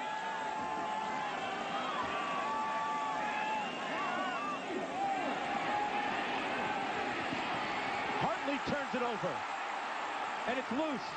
And finally, the Hawkeyes pounce on it back at the 36. Ron Woolfork stripped it away. What a game he's playing. He's everywhere, and when he's there, he's not just standing around. He's making something happen. If you look at this, he actually just jumped out and reached and grabbed his arm. He rolls right. Look at Woolfork. Grabs his arm, slaps the ball. Ball's loose. They almost have it. And then finally they come and Iowa jumps on it. And we have a flag down, Tim, at midfield.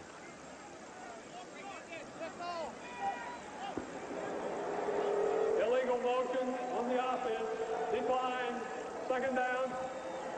After the fumble, there was a loss of 15 for Iowa.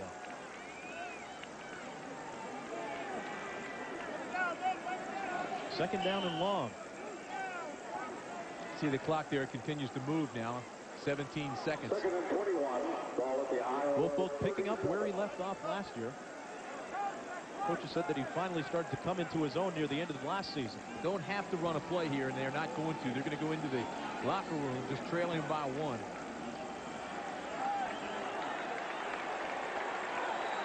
Well, that's the end of the first half, and a turnover-filled first half for the Colorado Buffaloes in front of the hometown fans at Folsom Field. It's 7-6. CFA College Football, brought to you by Geo, the most successful new line of cars and trucks ever introduced, only at your Chevrolet Geo dealers. And by Hitachi. Hitachi makes over 20,000 innovative products. We'll return with halftime activities after this message and a word from our ABC stations. Each year, corporate America spends over $10 billion on overnight shipping. Yet, according to a report in the Wall Street Journal, $3 billion of that is wasted. If you find that kind of inefficiency alarming, call UPS. We can save you up to 40% on overnight deliveries and help prevent your profits from going up in smoke. UPS. We run the tightest ship in the shipping business. There is a sound that you can expect to hear in the triangle below Canal Street. It's the sound of German being spoken by those who make the art and those who are awed by it. Beck's, the #1 imported German beer in Tribeca, America, and the world. A Department of Energy study reveals that most American homes don't have enough insulation. And that means you. To find out what's right for your home, call Owens Corning at 1-800-GET-PINK. More than 1 million of you have gotten to know Geo, the most successful new line of cars and trucks ever introduced. Get to know Geo at your Chevrolet Geo dealers. Getting to know you. In developing a completely new car, the possibilities are endless. At Geo, we brought all the pieces together beautifully. The newest Geo, Geo Prism, coming soon to your Chevrolet Geo dealers. Shannon Doherty, the younger woman. Our most sensual fantasy going to come true. William Devane, the older man. You love me forever. If she can't have him, Where are you? Why haven't you called me? no one can. I don't answer to you. Hurt me so badly, he has to be punished for that. An ABC world premiere movie. Shannon Doherty and William Devane. Obsessed, Sunday. Now you can get the daily and Sunday Denver Post for just 95 cents a week. You get bigger football coverage and better color photography. Plus, you get Sunday free. And only the Post gives you 7 wire services, so you get the best election news. Did I mention Sunday's free? And no one else delivers 16 big sections by 6 a.m. guaranteed. That's better, too. See, it's bigger, it's better. It's free. Call 832-3232 and get Sundays free. It's bigger, it's better. It's free. Call right now. Think smart. Think savings. Think clearance time at your Lincoln Mercury dealer.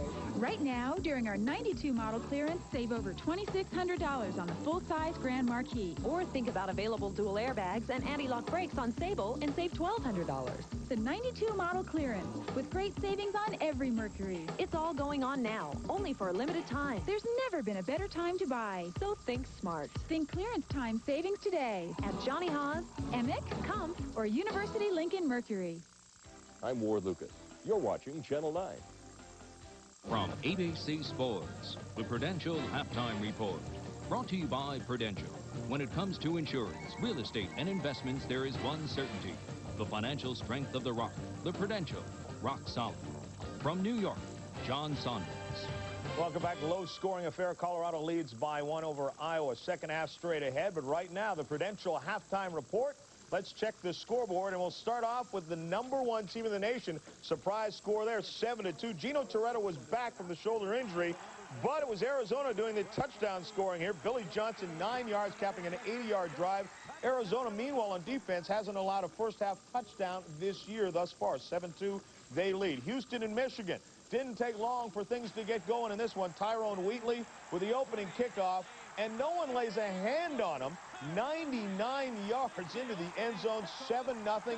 Michigan with the early lead. Meanwhile, Todd Collins subbing for the injured Elvis Gerback, but they have not missed a thing. 44 yards. He hooks up with Mercury Hayes in the second quarter, and Michigan opening up the lead over Houston as Houston, for the second straight week, goes for a team against the Big Ten. Last week they beat Illinois, though. Meanwhile, Notre Dame and Purdue.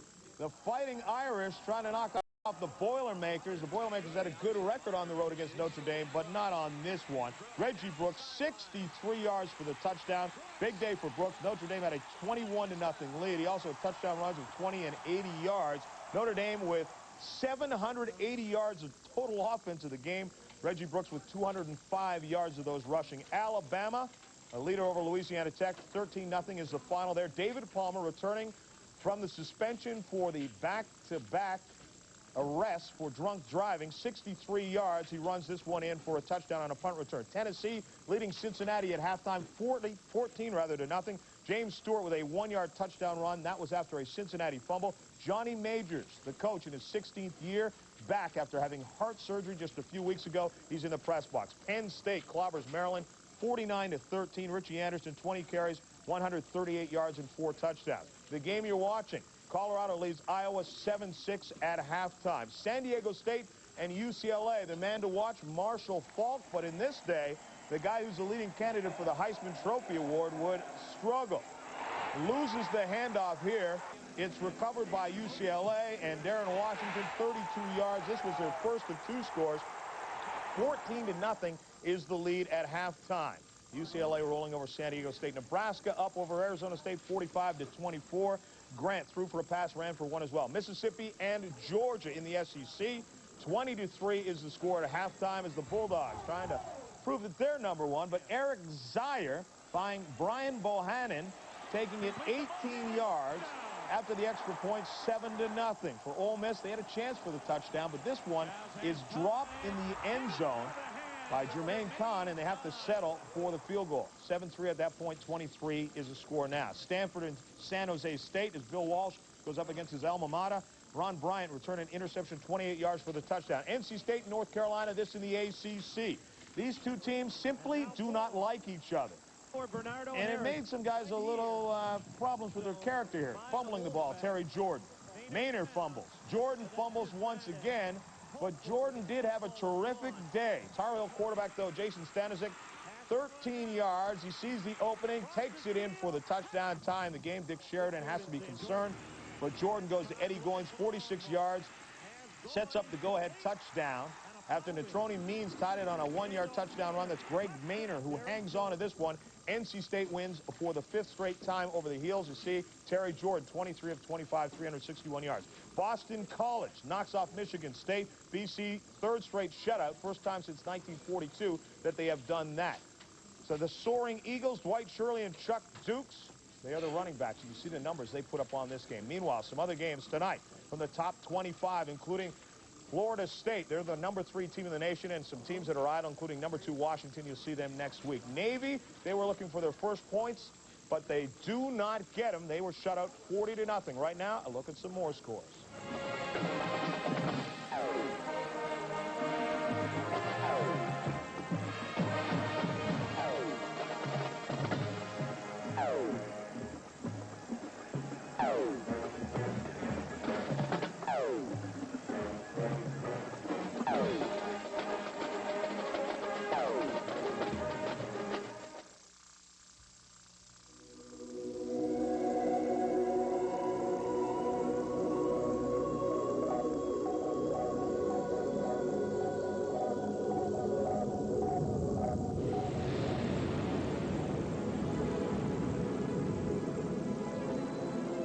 In a world of constant change, there is one certainty: the financial strength of the Prudential, rock solid in securities, insurance, and real estate.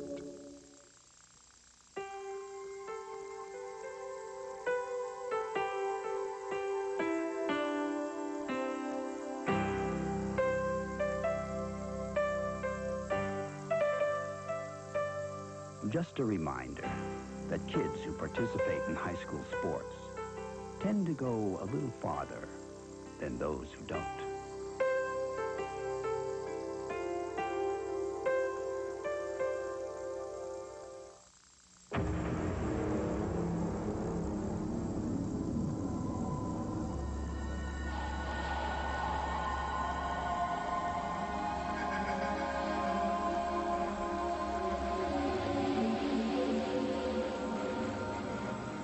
In a world of sweeping changes, there is one certainty: the financial strength of the Prudential, rock solid in securities, insurance, and real estate.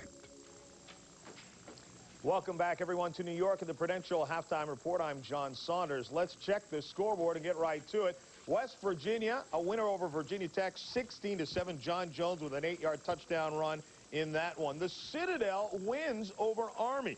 Second win this year over a Division I-A team. The Citadel, of course, Division I AA. They've won 6 of their last 7 over Division I-A teams, and it's the 4th straight week that a Division I AA team has won over one single A. Kentucky ends a 10-game SEC losing streak. They beat South Carolina, newcomer to the conference, who loses again. Indiana over Missouri, 20-10. The big news in this game is that it was the 3rd best total for rushing in IU history, as Brett Law pulls up 240 yards and 2 touchdowns in the contest. Toledo and Central Michigan out of the Mid-American Conference. J.D. Reed of Central Michigan caught 1 touchdown and ran for 1 as they win it 28-9. TCU and SMU, well, SMU is a winner. Their best start since 1986, ending a 25-game losing streak in the conference. They hadn't won since they came back from the death penalty. A reminder, next week, what a great game. #1 against #3. Miami facing Florida State in the rematch of the tremendous game from a year ago. That's at noon Eastern time. Then at 3:30, #2 Washington takes on USC. That in the Pac-10. Some of you will see #4 Michigan face Iowa. That in the Big Ten. It all starts at noon Eastern time. And when you talk about that Miami-Florida State game, you have to think back to last year. Florida State was the #1 team in the nation. They were down by 1 with a chance to win. Jerry Thomas field goal sails wide. Miami wins. And earlier today, we spoke with Florida State coach Bobby Bowden about his feelings about last year and looking ahead to next week. Bobby, thanks a lot for joining us, because we know you have that game with Wake Forest later on tonight. But we just showed some video of that loss to Miami last year, and we know it was tough. Did it take you a while to shake that, the sight of that field goal going wide, and did it get you excited about coming into this year's game? Well, it really does. You play a ball game like that, and you think you're going to win it because you're at home, and you think you've got a team good enough to win it, and you really outplay them and lead it the whole ball game and then lose it. Then come back and you really pull it back out. It's hard to understand, but I think you have to give the credit to University of Miami. One of the things that impresses me about you is your ability to laugh at adversity. I mean, you lose the game, and the quote was, you're going to have on your tombstone, he played Miami. The curse on the schedule is that you played Miami. How are you able to keep that perspective when you head into a big game like this? I don't know anything else to do. When you get licked in a game like that, that's as big as that, I don't know anything else to do except laugh, you know, and then probably cry down inside and cry when I'm by myself. But it's not life and death. Now, last year, you guys were #1 coming into the game. This year, they're #1. Last year, you were at home. This year, they're at home. How do you prepare your team any differently for that? We won't prepare them any differently. We were pretty well prepared for them last year. We were well prepared for them last year. They were well prepared for us. You simply have two of the best football teams in the country playing each other, and you can just about count it's going to come down to the wire. One of you is going to win by a kick, you know. And so you just prepare like you always do, and knowing it's going to be a battle. Your quarterback, Charlie Ward, has 9 turnovers, 9 interceptions thrown in the first 3 games of this year. He obviously makes a lot of things happen, but that concern, tell us how you'll deal with that with Miami. I think every game he'll learn more and more, and I think he'll get better. Now, that's not to say he won't throw some interceptions, because anybody that lives dangerously and is going to take a gamble, they're going to get some bad things happen sometimes. But we just hope that he gets 2 good things happen to every 1 bad thing that happens. Okay, Bobby, thank you very much. Good luck tonight against Wake Forest. We'll see you next week against Miami. Thank you very much.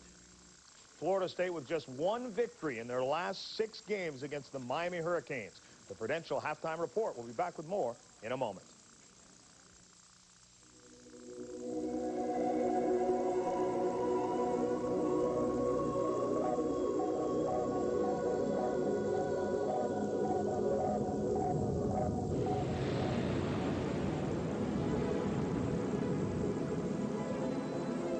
In a world of constant change, there is one certainty: the financial strength of the Prudential, rock solid in securities, insurance, and real estate. Athletics has affected my life in positive ways. I think the concept of team can't be learned in any better way. I've seen a lot of guys who are good enough to get into college and thought they were good enough to get into pros, and so they weren't really concerned about their college education, and that's backfiring on them now. So I can't overemphasize how important your education is. There's nothing like it. This message provided by the NCAA. Welcome back to New York, everyone. One of the largest stories in college football this week in Memphis, Tennessee, where the Memphis State Tigers had great expectations this year, but starting 0-3, all 3 losses in the final few minutes. The team then decided to boycott unless Coach Chuck Stobart resigned. Our doors have always been open to them. All I want to do is emphasize to them, use those vehicles, and any mistakes that we have made, that I have made, and I am here to try and well, I'm not here to try, but I am here to rectify those. And most of the team returned on Wednesday, all but 4 players, including 3 starters. The 3 starters, Bosby, Collins, and Kendall, will not start in today's game against Arkansas, but they are back on the team. And Bo Schembechler, as we know, Chuck Stobart was an assistant of yours at Miami and Michigan. He says it took him completely by surprise. Did that hurt how he handled this? I think the surprise factor is the reason that, in my judgment, he made a mistake by letting those that had boycotted on Tuesday determine whether the 4 that boycotted on Wednesday could come back to the squad. Chuck is a fine football coach. I think he made a mistake here. I think he's going to try to seize control of that situation down there. When I talked to him on the phone yesterday, he apologized to me, thinking that he had let me down.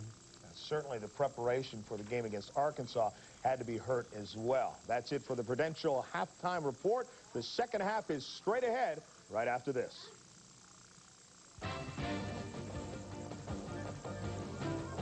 From ABC Sports, the Prudential Halftime Report has been brought to you by Prudential.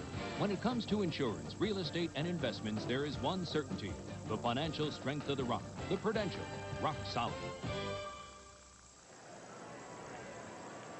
Well, under the blue skies and sunshine at Folsom Field in Boulder, Colorado, the score 7-6 at halftime for the Buffaloes, despite 4 Colorado turnovers. We'll be back with halftime, more actually the third quarter after this. Just ask the critics. You can't believe one word you see on TV. The great American comedy has arrived. Hero is hilarious. A winner, a 10+, the one movie that has it all: laughter, tears, and cheers. Dustin Hoffman, Gina Davis, and Andy Garcia all give Oscar performances. What a team. Thank you. You're welcome. Hero, a comedy for our times, directed by Stephen Frears, rated PG-13, at theaters Friday. In 1895, Wilhelm Röntgen discovered X-rays. The following year, Siemens worked closely with him to develop its first X-ray tubes. That was then. This is now. Today, Siemens manufactures imaging technology that helps doctors save lives. And with 35,000 people nationwide, the men and women of Siemens will continue to manufacture ideas that even Professor Röntgen never dreamed of. Siemens, precision thinking. With Ryder's 24-hour number, not only can you get everything you need to make your move easier... Does Route 60 run through Phoenix? Thanks. But you can call us with any other questions you have along the way.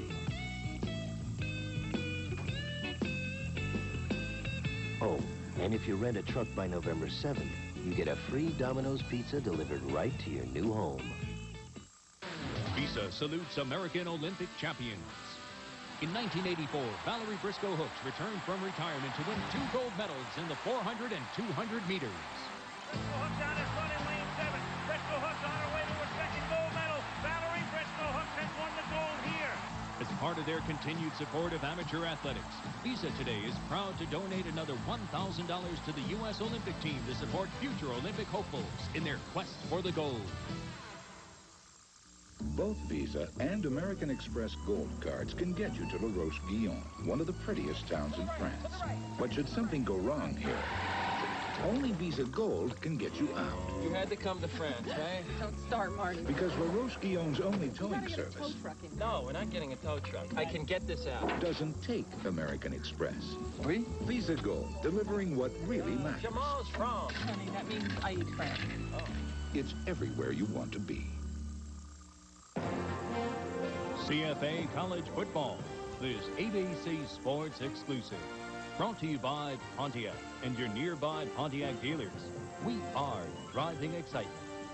And by Valvoline. People who know, use Valvoline.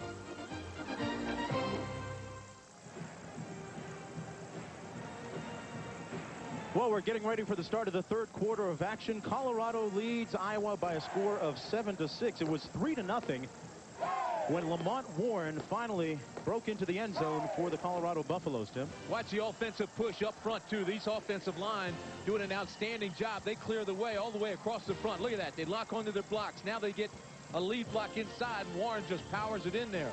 The only touchdown of the game, which surprises me, plus you've got the 2 field goals by Andy Kreider. If you look at the statistics, everything's fairly balanced, even the time of possession. The only thing that really jumps out is down near the bottom, the turnovers. Colorado has had 4. That's very uncharacteristic of the Buffaloes. And speaking of Lamont Warren, it was nice to see him come back and score the touchdown because earlier he had dropped the ball twice. Todd Romano getting set to kick it off for Iowa. And back deep, it's Eric Mitchell for Colorado. The crowd here at Folsom Field, a capacity crowd of close to 52,000, has remained hushed most of the afternoon. Rather inauspicious start to the second half. It's been a strange game. A little bit off here, a little bit off there. Penalties, drop balls. Cordell Stewart really hasn't found his rhythm yet either. If there has been one constant to this game, it has been the fact that both teams have been extremely physical. It's been a very hard-hitting ball game. And, Tim, one of the things we'll have to look for early here in the third quarter is if Bill McCartney decides to switch his men at quarterback. Mitchell will take it on the 20-yard line. Not so sure he's going to, though. You know, it's not the fact that Detmer is not the guy, but Stewart played pretty well. And as we say that, and look who comes in. In comes Coy Detmer. He was waiting for you. Yeah, exactly. For the first half, just for the record, Stewart was 6 of 14 for 82 yards and 2 interceptions, but the statistics really don't tell the story. He wasn't the same Stewart that we saw against Baylor 2 weeks ago, and Iowa is late coming back on the field. Warren. A flag down, and Warren carries the pile out over the 25 to the 26-yard line. That's a great recovery by an Iowa defense. It wasn't even on the field. They had a running start to where the ball was going. Very lackadaisical. Larry Blue and Scott Plate finally made the tackle on Warren after the pickup of 7. But we'll have to see what these flags are all about. I've got to wonder why the referee, put that ball in play if the teams weren't even on the field yet. And it's a holding call against Colorado. So they try to quick pitch him and they get caught. Let me tell you about Coy Detmer. He's probably best known for being Ty's brother. In high school, he was compared to guys like Roger Staubach and Fran Tarkington and Joe Montana. He's not all of any of those guys, but he's some of all of them. Very congenial, quite quiet, soft-spoken young guy. Says yes, sir, no, sir. Got that little Texas twang, and he is special. Loves the game. And Coach Bill McCartney kind of fortunate to get him in the fold because he got into the recruiting battle late. Actually had Ty at one of the All-Star games, the postseason All-Star games, and whispered to him, hey, has he decided where he's going to go yet? I wonder how difficult it would have been, though, for Coy Detmer had he gone to, say, BYU, where his brother won the Heisman. Extremely difficult. Warren out to the 14-yard line. We asked Coach Bill McCartney about Coy Detmer and how impressive he was earlier, and this is what he had to say. Coy comes to us very well schooled in the things that we're learning. His dad coached him in high school. His brother, I'm sure, has had an influence on him. But he has a thorough, full grasp, understanding of what we're trying to do. He's a very accurate passer, and he's a very good competitor, as he showed in his first game last week. And he'll get a chance to show his stuff again here this afternoon. Warren on that carry. Here's a comparison of Coy and his brother in the very first college games they played in. And young Coy here at Colorado has the advantage. 11 of 18 last week. He had 2 touchdowns, no interceptions. The touchdowns went for, I believe, 48 yards was one of them. The other was 24 yards. That was against Minnesota. So he got the advantage there early on. Colorado now in a trips left formation. 4 wide receivers in. Detmer's first pass downfield to Mitchell. And it's incomplete at the 50.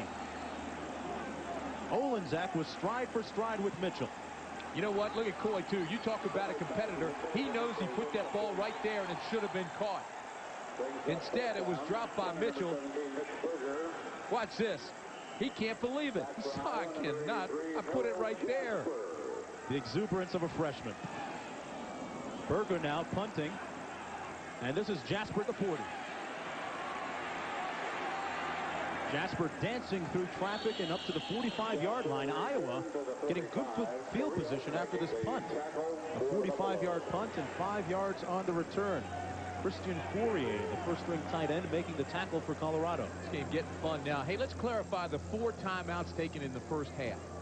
We understand now the first timeout taken by Iowa defensively, even though the referee signaled timeout, it was never put as a timeout.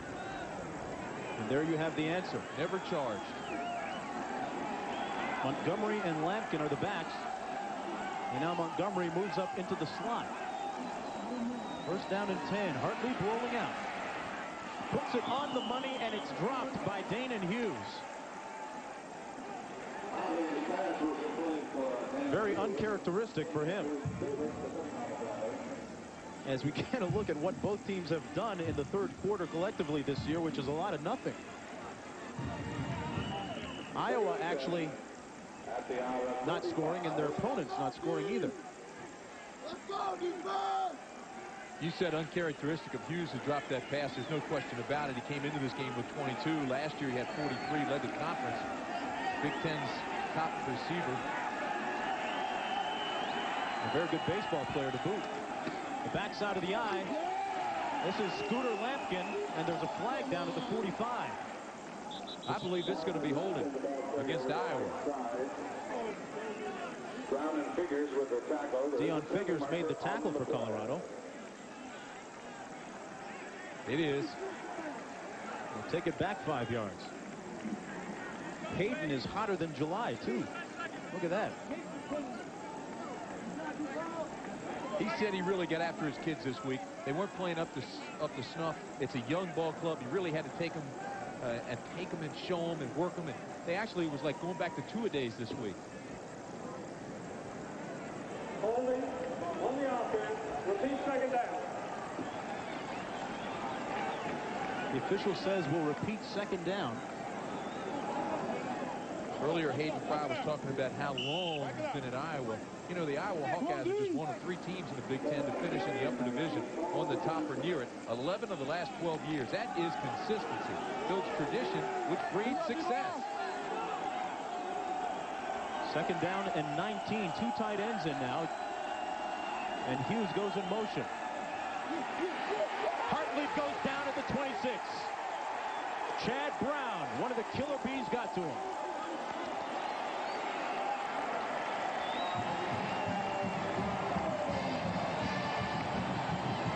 Talk about collecting snakes. Boy, he's struck right here. Outside linebacker comes on the blitz, untouched. Quarterback never sees him.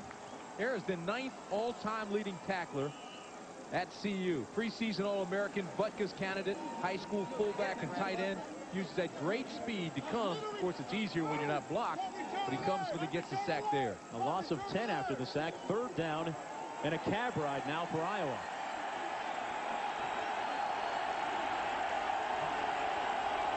As the fans come alive.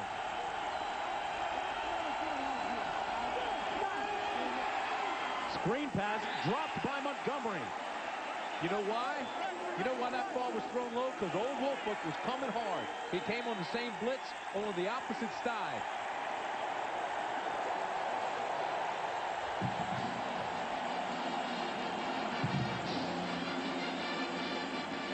And for one of the few times this afternoon, we really hear it from this Folsom Field crowd. Fisher punting. And Figures will get a chance to return this at the 23. No neon from this Dion. He's tackled at the 22. A 51-yard boot. 2 yards on the return. Coy Detmer will take the reins when we come back. So, I see you changed your mind, huh? Well, the Camry was nice. And then I drove this. Yeah? Mileage is better. Really? And with the power, I'm telling you, it's like a sports car with room for the kids. Probably set you back, huh? About 3,000 less than the Camry. No kidding. No kidding. Well, what is it? The new Grand Am. It's a Pontiac. Yeah. It really looks nice. I don't need some fancy cologne to tell me I'm a man. I use Skin Bracer. It smells great, but it also cools and tones my skin. Confidence is very sexy. Don't you think? Skin Bracer Aftershave. By men. Yeah, this guy really gets around. He's got the auto light. American Orient Pro, we're guaranteed 2 years no matter how far he goes. That's why we've been everywhere. Wow!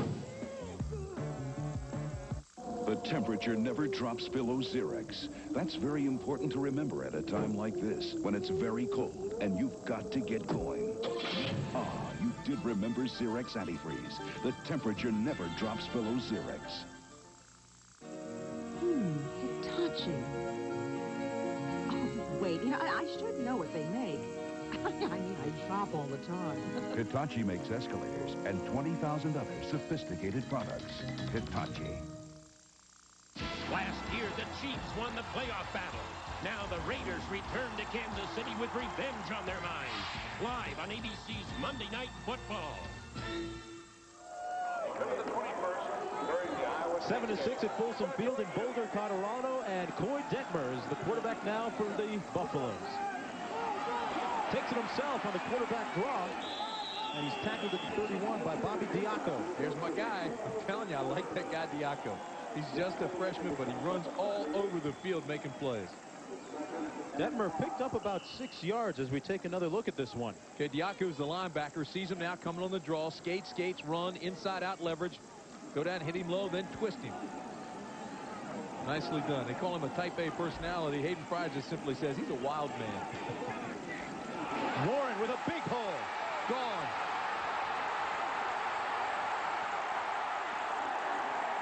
Lamont Warren was run down by Scott Plate, but not before a huge pickup that takes Colorado down to the 11-yard line. He picked up 56 yards.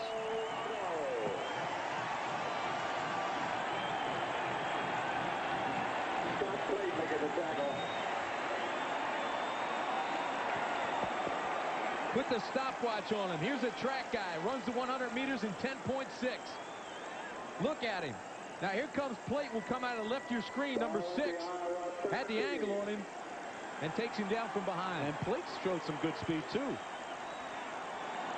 Trips left, the handoff to Warren again. Another big hole. Lamont Warren was stacked up at the 6-yard line. Some tough running from the man from Inglewood, California. He was tackled by John Hartlieb and Bobby Diaco. It's almost as if Colorado says, I've had enough. Let's get this thing kicked in gear and let's go after it. Another look at Warren again. High school All-American. Best in the West. Just bouncing off tacklers. Not only speed, but good strength. 6'1", 200 pounds, and he is only a sophomore.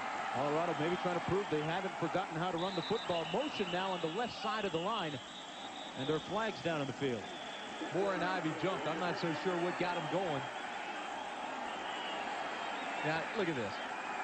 This has been an emotional game all the way. And Diaco's right in the middle. Diaco's a linebacker. He's just a freshman. We said he's a wild man, type A personality. Let me tell you this story. He's recruited by Rutgers. A couple of the football players on the offense. A couple of the football players at Rutgers who are hosting him for the weekend take him to a party. Diaco finally gets tired, says, I want to go back. They said, no, we're having too good of a time. He says, I want to go back. The guy says, no, I'm not taking you. Diaco decks him. Obviously, he didn't go to Rutgers. Oh, boy. New recruiting technique, huh?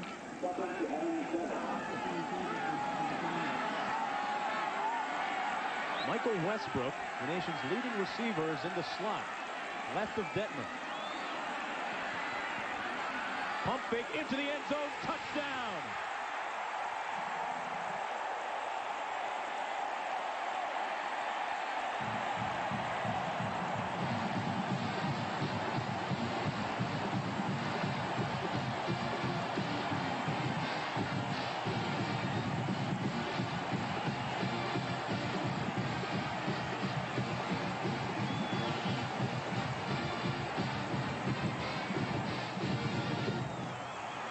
Fourier, the tight end, with a 10-yard reception for the touchdown.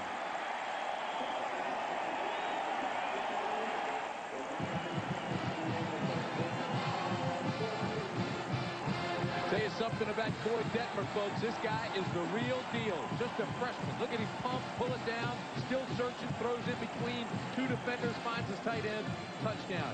You talk about composure. You talk about a guy who understands and is well schooled, not even on balance. Now watch him. His reaction this time is, yes, sir, we've got it. And who was the first guy to meet him when he got to the sidelines?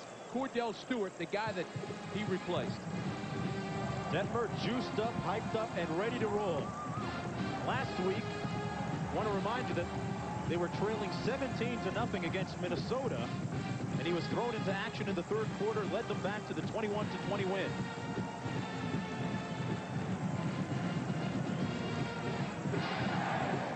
And for the second week in a row, Corey Detmer tries on the hero suit. You know, they were down 17-0 when he came in last week. You talk about a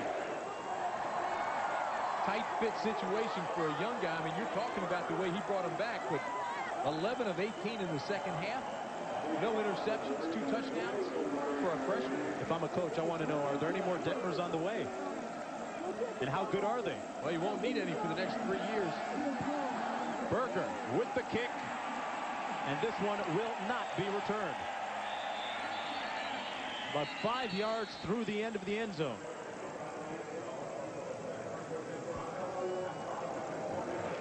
Well, tomorrow on ABC Sports, Jack Nicklaus, Arnold Palmer, Chichi Rodriguez, and Ray Floyd will tee it up with the Senior Tour's Best to ensure some great golf action. It's the final round of the Nationwide Championship, live tomorrow at 4 Eastern, 3 Central on ABC Sports. Just visited by one of our colleagues, one of the all-time greats out here in skiing anyway, Bob Beatty. This is the place for it. We are nestled at the foothills of the Rockies.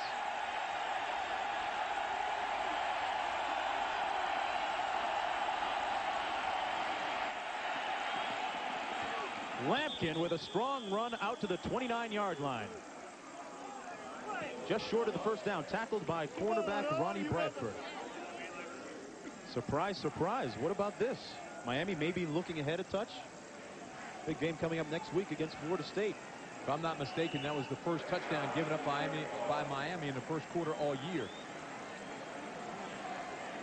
A lot of lopsided scores today. Have you noticed that? Notre Dame wins big. Penn State wins big. David Palmer getting a punt return for a touchdown in that game for Alabama. Johnny Majors back for Tennessee. Split backs. Quarterback sneak and a first down for Iowa. Hartlieb over the 35 to the 36. Talking about scores from around the country, how about Navy? Played 3 games now. They've been outscored 121 to nothing. That's a big donut. And what about the donut laid by Maryland today, losing again to Penn State? Yeah, but it happens every year. Since 61 anyway. I want to take a lot of credit for making a lot of those All-Americans at Penn State. I helped a great deal. Put a lot of guys in the NFL, huh? Split backs, and Danon Hughes is in the slot. Looking for the screen and sacked. Ron Woolfork, the man. 5th sack of the game. Woolfork now has 5 on the year. Watch this, though. Again, not much of a block on the outside, just barely touches his leg, and he fights that off rather easily. He's a strong guy, 6'4", 235 pounds. I was joking with him in practice. He said, Mark, you got to put me on TV. I said, hey, you got to give me something. Looks a little bit like Pat Swilling, doesn't he? I mean, in uniform. The way he operates, the way he fights off blockers, gets to the quarterback. Now the toss to Lampkin, and he gets to the corner. Lampkin is running hard this afternoon. It shows you why they call him Scooter. Scooted his way to a 12-yard pickup. But when you get backed up like they were, he gets back to the original line of scrimmage. It's going to bring up 3rd down at about 10. Can't put yourself in that kind of hole. Talk about what the Iowa offense has done so far this afternoon, Tim. They've got 6 points on the scoreboard, and not really the way that Coach Hayden Fry wanted it to go in terms of balance. We saw earlier that most of their offense came via the pass. Well, that loosened some things up. You know, they hit that pass to start the game, the very first play, and, of course, that got Colorado's attention. And Lampkin, of course, is picking up the pace here. But now they've got to get that balance back and maybe hit a couple of those passes. Out of the shotgun, 3rd and 10. And boom!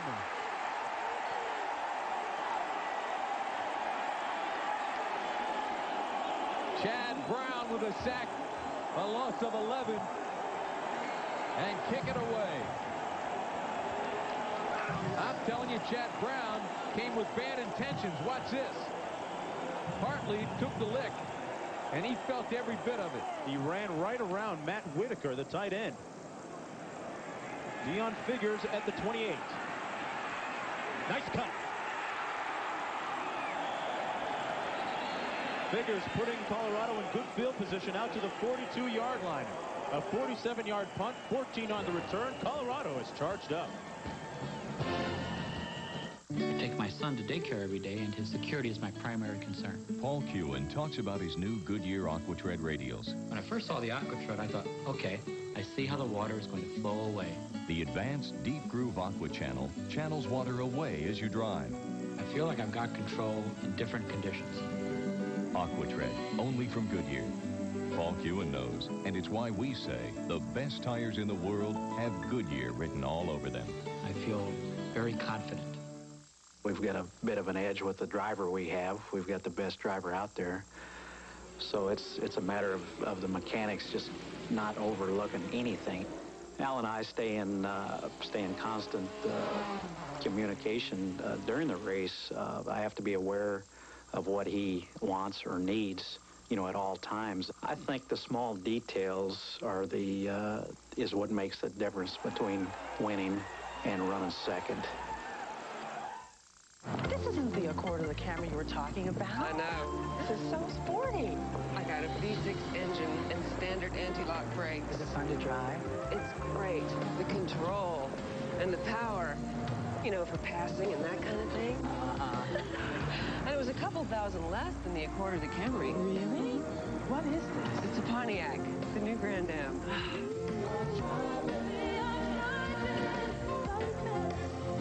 Good for you. During the second round of the Nationwide Championship at the Country Club of the South outside of Atlanta, Raymond Floyd had the putter working to perfection. This birdie at 18, one of 9 birdies on the day and only 1 bogey, an 8 under 64. And Floyd trails Isao Aoki by 1. Heading into the final round, which you can see here on ABC tomorrow at 4 Eastern, 3 Central, and Pacific. Back at Folsom Field, Colorado with its best field position of the day. They have the ball on its own 42-yard line. The draw play to Warren. Lamont Warren has picked it up a bit here in the second half. All right, if you're the defense now, you've just got to maintain your composure. You've got to realize you've got to make something happen. You've got to get a sack. You've got to make a turnover. Because right now the crowd is juiced up. The home team, Colorado's really excited about this. And they're up 14-6. They're ready to, they feel they can break this thing open. And part of breaking it open will be Warren, who is 10 for 78 yards rushing so far this afternoon and 1 touchdown. Michael Westbrook in motion. And it's batted down at the line of scrimmage. Larry Blue got a big paw on it. The 6'2", 235-pound senior. Comes in. They say never to leave your feet, but he felt he was ready to pull the trigger, so Blue just got up in his face. Sets up 3rd down and 4. Boyd Detmer is in for his 3rd series of the afternoon. A screen pass to Warren. And he's dragged down from behind nicely by Jeff Nelson.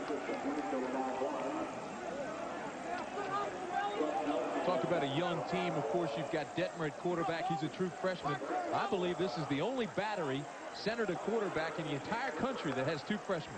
Stoltenberg, the freshman center, and Detmer, freshman quarterback. And speaking of quarterbacks, you saw Vance Joseph greeting Detmer on the sidelines. Another one of the talented quarterbacks in Bill McCartney's stable. Mitch Berger is going to punt from his own 35.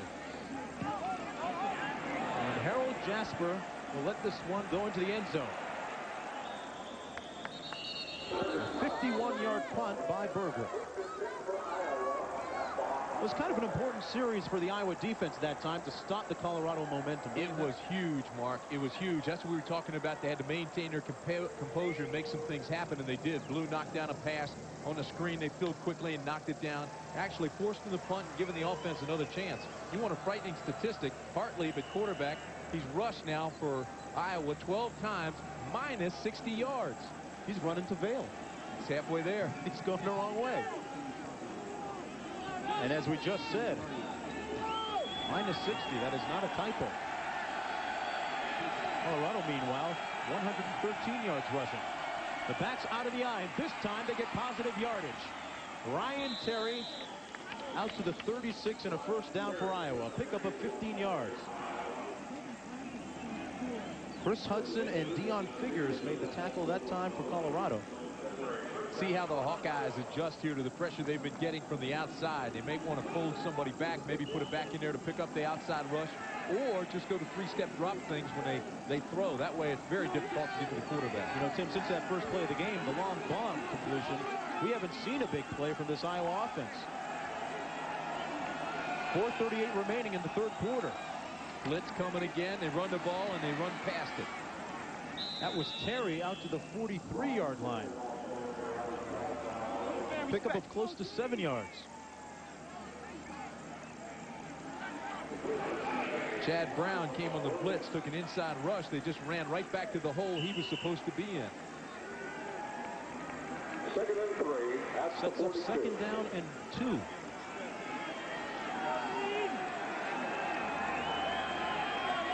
Gannon Hughes lines up in the slot. Hughes, their big play guy, has been held in check this afternoon. The toss to Terry. Tries to get to the corner and is stacked up there by Deion Figures, the corner who came up to make the play. Greg Beekert was also in the neighborhood. In the neighborhood, he was the guy that got there first and put a heck of a stop on him. Figures just came in and collected a couple of assist points, but the main hit was Beekert. And Beekert is a load, 6'3", 230 pounds. A senior and one of the real leaders on that Colorado defense. Yeah, he stays on the boundary side of the field. leading tackler, preseason All-American, Butkus Award nominee. He knows how to play this game. And he's played alongside some good talent, guys that are in the NFL right now. Iowa's 3 of 12 on third down conversions. That's Terry and a first down. I can tell you something. I was lucky to get that first down, too, because it was a long developing play. Took a long time to get it off. As a matter of fact, Hartlieb even looked like he was a little bit confused when he turned. Regardless, they move the sticks. Harold Jasper, the wide receiver, comes back in. 2:56 remaining in the third quarter. Backside of the eye, slot right. Hughes in motion. Terry getting a load of work. And he's tackled from behind by John Katosic. Good pursuit that time by Katosic. Next Saturday, ABC's college football kicks off a special early time. 12 noon Eastern, 9 a.m. Pacific. With a doubleheader you won't want to miss. It all begins with the game of the year. Number 3 ranked Florida State heads south from Tallahassee to take on the country's number 1 team, Miami. Then USC against Washington, or Iowa, who takes on Michigan. Watching this Iowa offense here, you know, Terry's carried the ball all 5 plays in this drive.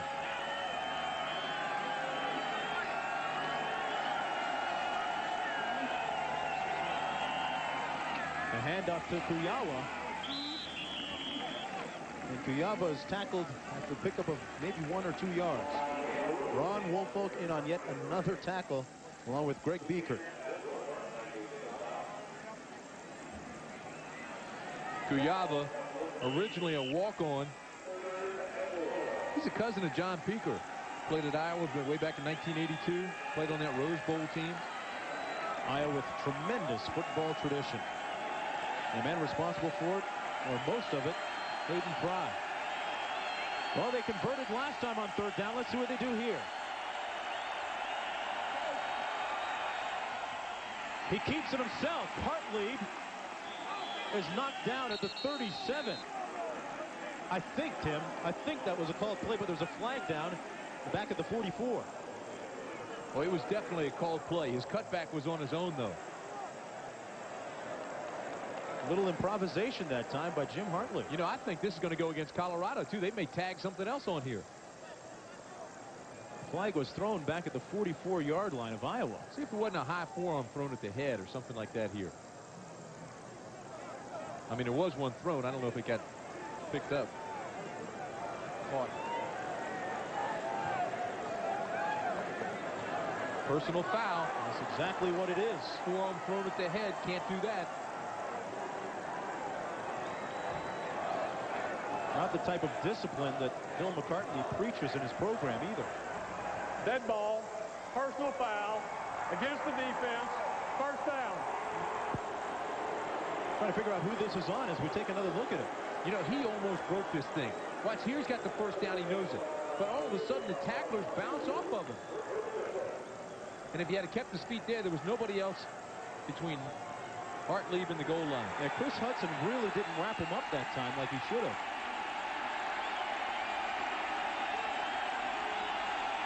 Hughes in motion, the backside of the eye. The toss is to Terry.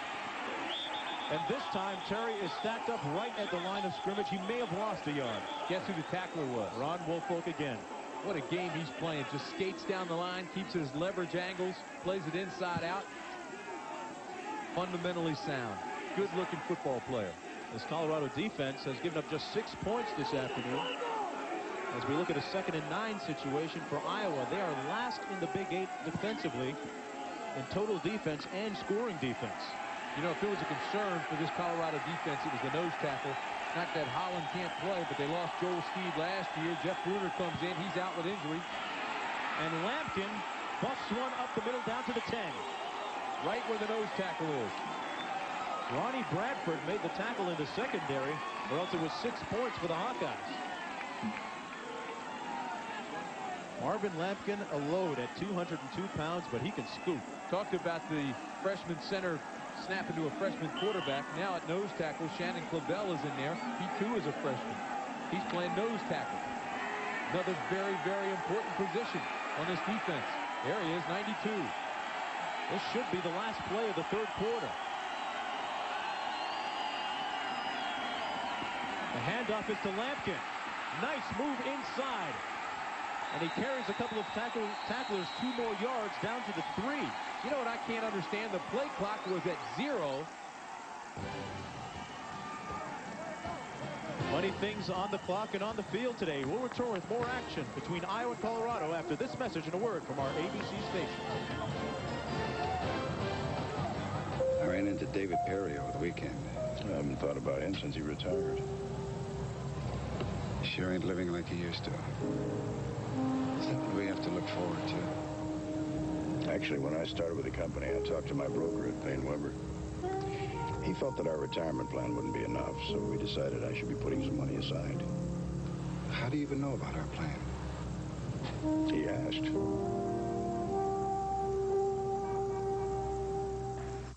Hey, I thought you were a Honda for life guy, huh? What happened? Well, this happened. Oh, yeah? Yeah, I love the way it drives. Handling, the control, it just feels really connected to the road. Even has anti-lock brakes standard. Oh, come on, what? You can't get ABS in the Accord, huh? Oh, yeah, for about 4,000 more. So what is this? The new Grand Am. It's a Pontiac.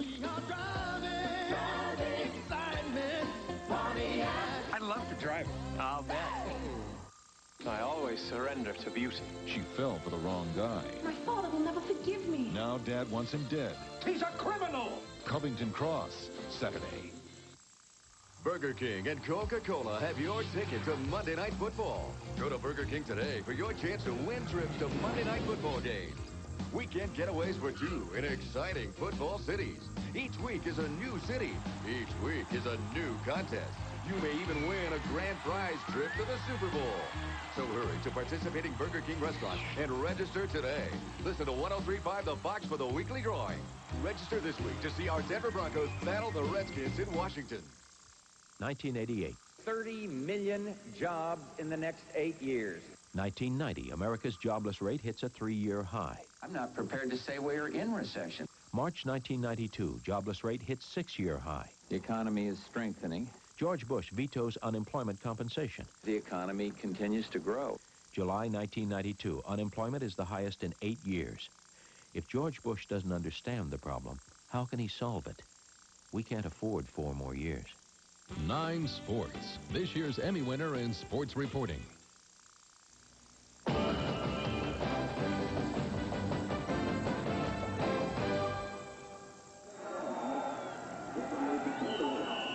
Getting set for the start of the fourth quarter of play. Iowa is trailing 14-6, but they are threatening to score. This drive started on their own 20. 10 runs, no passes.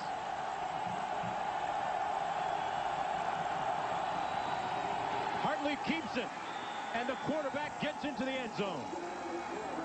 He made 2 big plays in this drive, both times keeping it, and then readjusting his running lanes and route to find out against the pursuit and aggressiveness of the defense and find the lane. Hartlieb, Tim, showing us a new wrinkle today, that he's a mobile quarterback. Well, he heard you were dogging him for his 12 carries minus 60 yards, wanted to make up for it. Hartlieb improving his statistics after that touchdown run, and Iowa, I'd go for going two for here. 2. Yeah, they are. Danon Hughes can't make his mind up whether he wants in or out of the ball game, and now he comes in, and Montgomery comes out. Hughes is split wide to the right. Play action. No shot. Incomplete. He tried to hit Alan Cross, his tight end, but he was double covered, and Deion Figures was right there with him. But Lampkin was supposed to be part of that pattern as well, coming up the middle. He tripped. He never made it out of the backfield. That left only 1 to throw to, and he was double covered.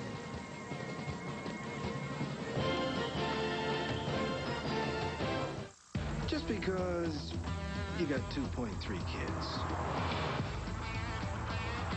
Just because you got a house, a lawn, and a mortgage. Just because you're now a responsible adult. You still know how to have a good time. Don't you? The new Grand Am Sports Sedan.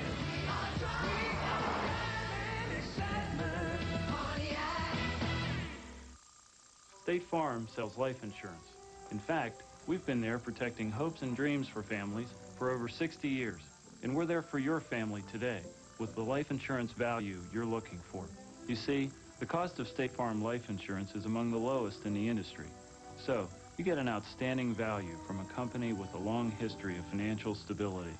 Isn't that what you're looking for in a life insurance plan for the people who are counting on you? Love you. State Farm sells life insurance. Hitachi? They make, actually, I'm kind of busy right now working on a big project. Hitachi makes computer systems and 20,000 other intelligent products. Hitachi.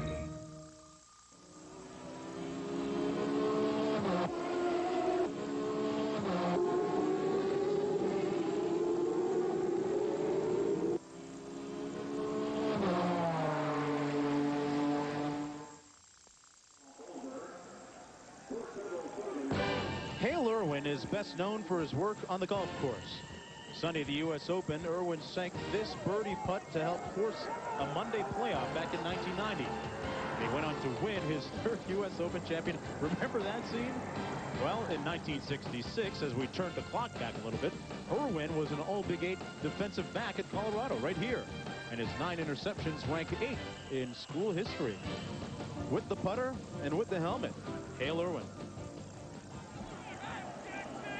I'm Mark Jones along with Tim Brandt here at Folsom Field in Boulder, Colorado. We're just underway in the fourth quarter, and we have a close ball game, Tim. Hale Irwin's nephew, Heath, plays here on this club this year. Fourier fields it and runs up to the 31-yard line. Here's Heath Irwin, 6'5", 270-pound freshman, a little bit bigger than Hale. Got that John Daly look, huh? Big whopper. Please.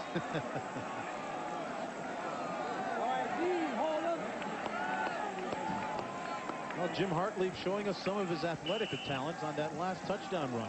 This is the option to watching. He readjusts his lanes, steps behind the lead handoff man, and scores the touchdown. Detmer completes the pass to Charles Johnson, who's tackled immediately at the 35. Let's go back to New York and John Saunders. Mark, good news in Knoxville, Tennessee, where the Volunteers are hosting Cincinnati. Johnny Majors is back. The head coach missed the first few weeks because of heart surgery, and he watched Sean Summers, his freshman, take off after receiving this punt, 77 yards for the touchdown. They've opened up a 28-0 lead. Mark, back to you. All right, John, something like that can really inspire a team to play well. I think the world of Johnny as a coach, but you can't coach things like that run. Lamont Warren with a run of his own out to the 45. He was tackled by Porter, but not after a pickup of 9. Warren now 11 rushes on the afternoon for 57 yards. Pardon me, 87 yards. 14-12 ball game. Now is critical time. Tight fit situation. 14 minutes left in the game. Now we'll see if the Iowa defense or the Colorado offense takes charge of the game here. And Coy Detmer has taken charge here in the second half. Michael Westbrook in the slot. Detmer looks downfield, complete to the 40-yard line. That was Charles Johnson. How many times have you seen him go up high to the top floor and make the catch? When that ball was released, he released it early, and I thought it was going to sail high and out of bounds. Watch this now. He releases it before it gets past his head. See that? A little bit early. Throw is high, and I thought, hey, this ball is gone. But Johnson goes up and makes a very, very nice catch out of it. He has exceptional leaping ability. Against Baylor a couple of weeks ago, he went up high in the end zone and stole the ball away from the defender for the touchdown. A handoff to Rashawn Salam, who gets his first carry of the afternoon. And he's over the 40 down to the 38-yard line. Salam played for the first time last week. You know, you can sit here and watch Coy Detmer during a play or after a play. He walks around with such confidence. He just feels like he's in charge. Right now he's checking the play on his wrist. They called it from the sideline. He checks it, calls it, and now come up and execute it. And don't think that Bill McCartney doesn't have total faith in that young freshman. Second down, 8 to go. Detmer up top.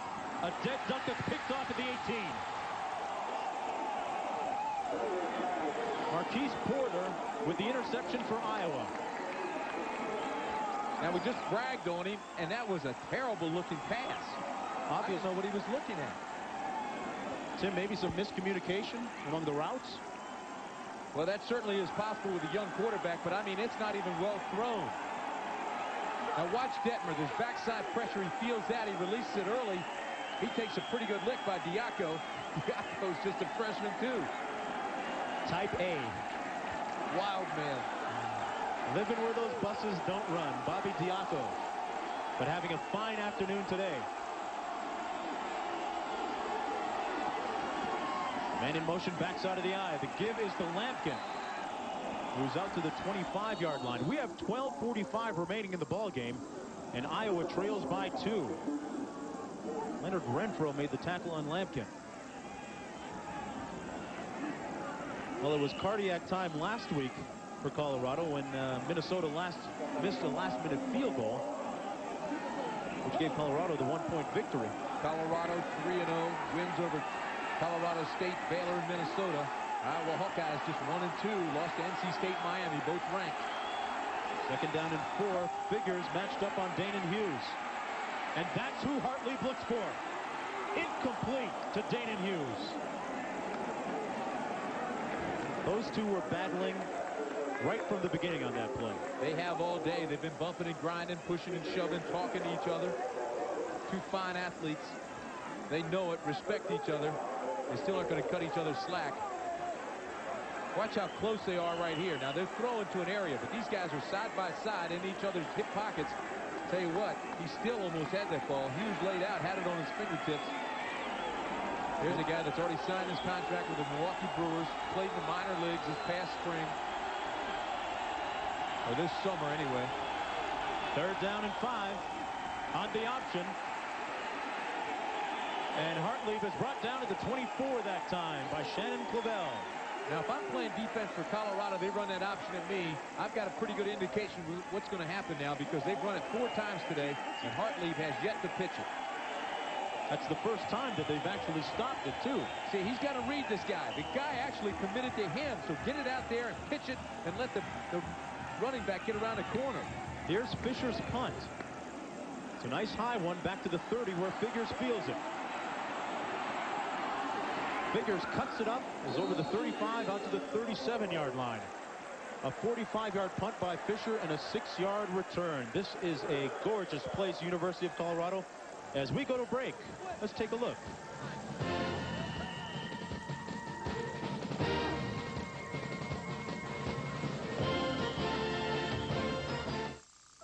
All right, a great man once said, winning, gentlemen, isn't everything. It's the only thing.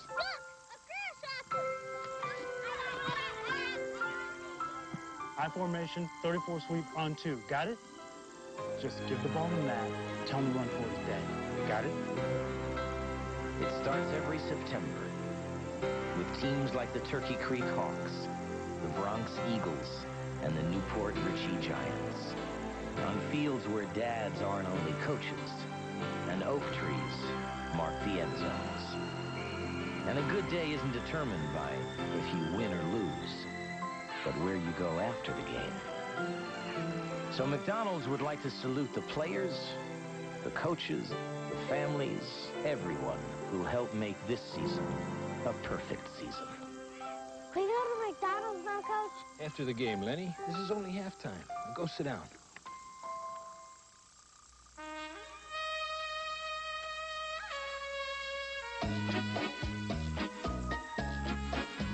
Presenting the new Civic Del Sol from Honda. It's a sporty, open-top car with a very remarkable feature. When it's windy outside, it's not so windy inside.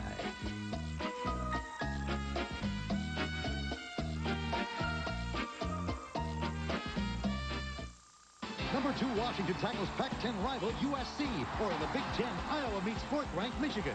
It's game 2 of an ABC college football doubleheader next Saturday. Colorado's defense held Iowa on the last sequence, and now they have the ball on their 36-yard line. And look at the turnover situation. In their first 3 games, they had a total of 8. Today, alone, they have 5. Single back set, Westbrook in motion. Play action. And it's incomplete, intended for Charles Johnson, and Detmer was decked. John Hartlieb, the other Hartlieb, with the pressure on Detmer.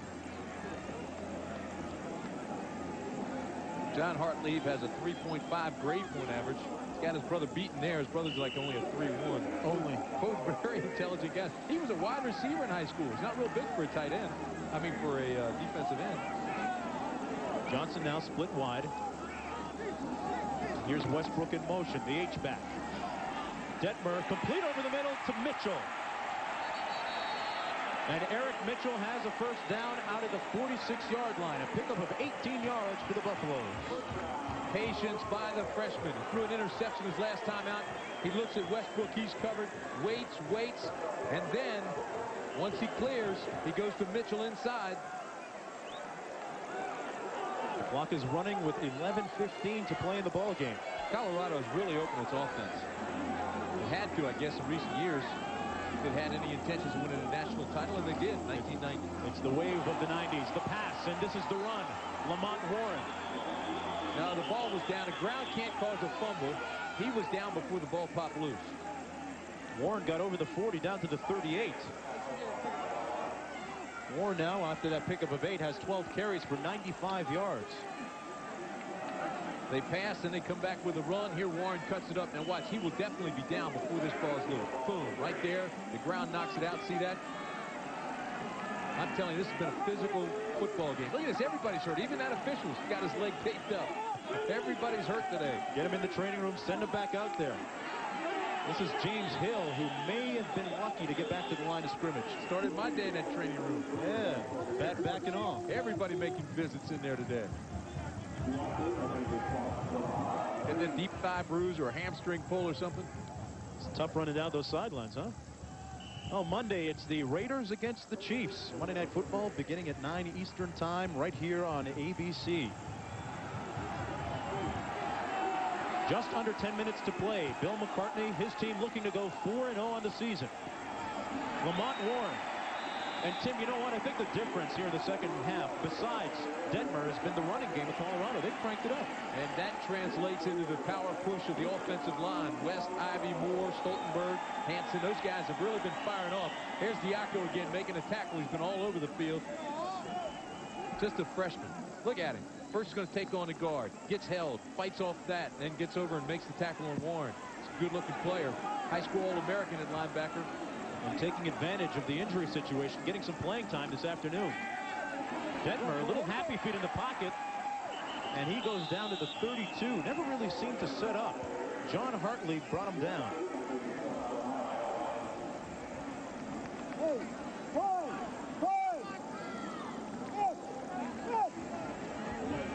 They set up second down and 9. Michael Westbrook has been conspicuously silent this afternoon. He left the team last year for academic reasons, and I'll tell you more about that story after this play. Zeros across the board for him. He's rushed the ball once for 12 yards.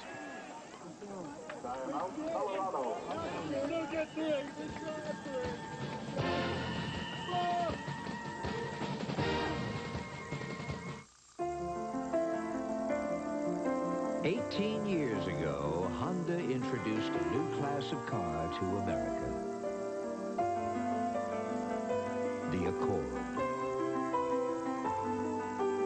Now we'd like to introduce a new class of Accord with fine leather appointments, anti-lock brakes, and dual airbags. The Accord SE from Honda. Get your little behinds in there. All over the world, there's a ritual that takes place right before bedtime.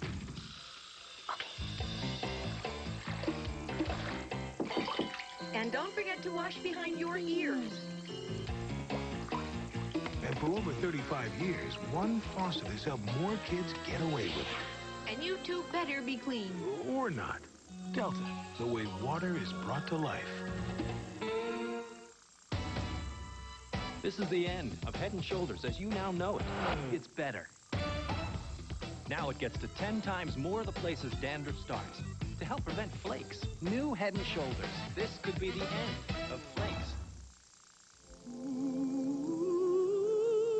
In a world of constant change, there is one certainty. The financial strength of the rock. The Prudential Rock Solid. Hey, do the terms Nano Nano, does that mean anything? The Planet Orc? How many of you recognize this place? Orc and Mindy's old joint, huh? Not for sale. Yeah, but it was sinful watching you up the door and asking if Mindy was at home. Complete down to the 20. Michael Westbrook is going to take it in the house for the touchdown.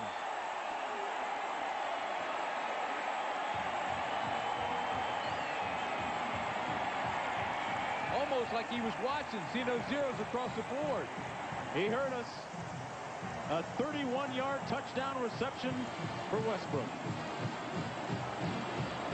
17-yard average on catches, 4 touchdowns, making 5 now, 26 receptions on the year. Watch him. Makes the catch. Great concentration. The DB jumped in front of him. He still made the catch.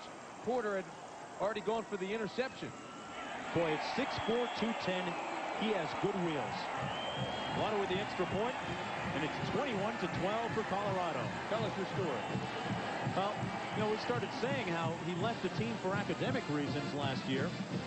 And part of his daily regimen of discipline to get him back in good graces with the coaches included waking up at 5 in the morning with Les Steckel, the offensive coordinator, and running the stadium stairs. Now, if that won't motivate you, nothing else will.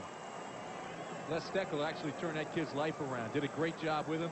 He looks at Michael Westbrook almost like a son. Really turned his life around. Gave him some direction. He's a great student. He's a good kid, congenial kid. Loves it out here in Colorado. Loves the people. Works hard. And the Colorado cheerleaders doing push-ups, 1 for each point. You know, we mentioned Les Steckel. Now, there is a guy that has been terrific for this program. He's the offensive coordinator. He was here way back in '72 to start his career and then came back 2 years ago.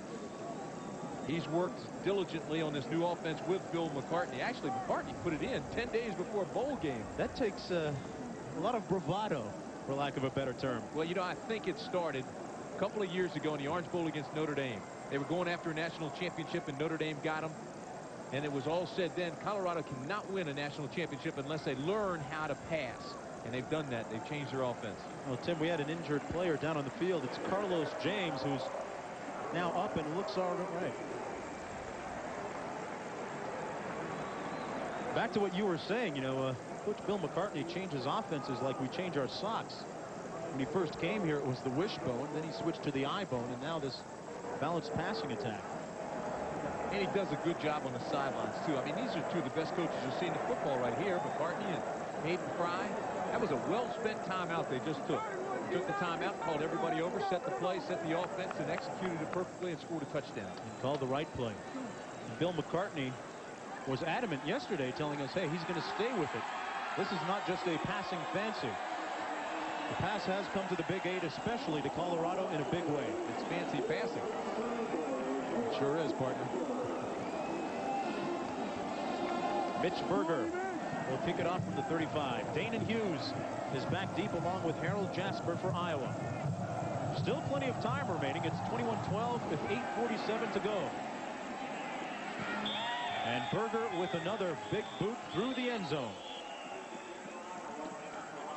And Mitch Berger's interesting, too, from British Columbia, Canada. His mother and father are down for the game, and he's also got some friends that have driven 31 hours. Count it, 31, to come and watch him. Comes from your neighborhood. North of the border. That's a long trek to watch a guy kick 4 or 5 times a day. But it's worth it coming to Boulder, Colorado.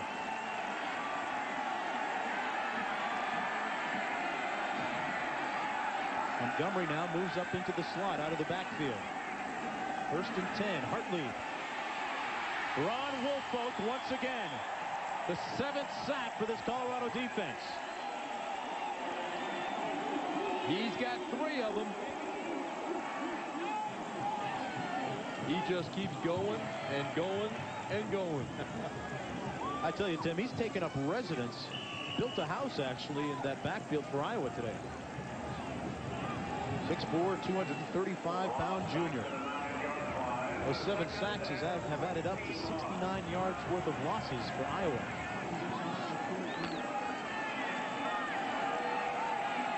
Second down and 21 with 8 minutes to play. Danon Hughes in motion.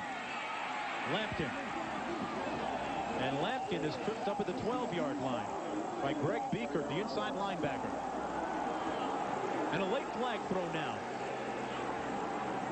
Personal foul. It's going to be against Colorado.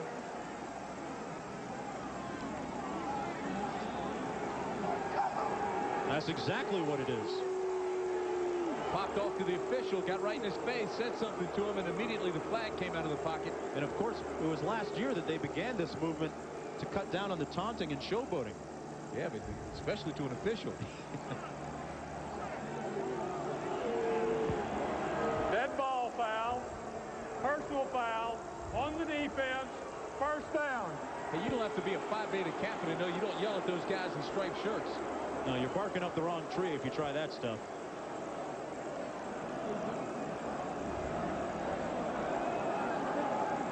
Well, if time permits, stay tuned for the Thrifty Car Rental post-game report featuring scores and highlights from across the country. Next week, as we mentioned, the big one, Miami against Florida State. You'll see it on ABC. The earthquake, Marcellus Elder taking a stance. Over the middle, complete to Danon Hughes at the 39. A pickup of 10. It's about 2 or 3 yards short, though, of the first down. Hartlieb did a nice job there. He wanted to go to Lampkin, but Woolfork picked Lampkin out of the backfield, picked him up, stayed with him, took the pass away. Hartlieb just checked off and went back to Hughes. And now they say that he did get the first down, and they moved the chains. Clock is also moving. Hughes today just 2 receptions for a total of 26 yards. And Dion Figures is right on it. Lampkin over the 40 to the 41. Ted Johnson made the tackle for Colorado. Pick up on the play by Johnson at the 41. So when do you think Miami starts to look for the panic button there? 7-2 in the third quarter. And no panic in Ann Arbor for Michigan. Houston last week with a big win over Illinois. The defense played well. Second down and 7. Hartlieb eludes one tackler. A flag down as Hartlieb runs out of bounds at the 43. He's pushed out by the D train, Dwayne Davis. And there's a flag down at the 46.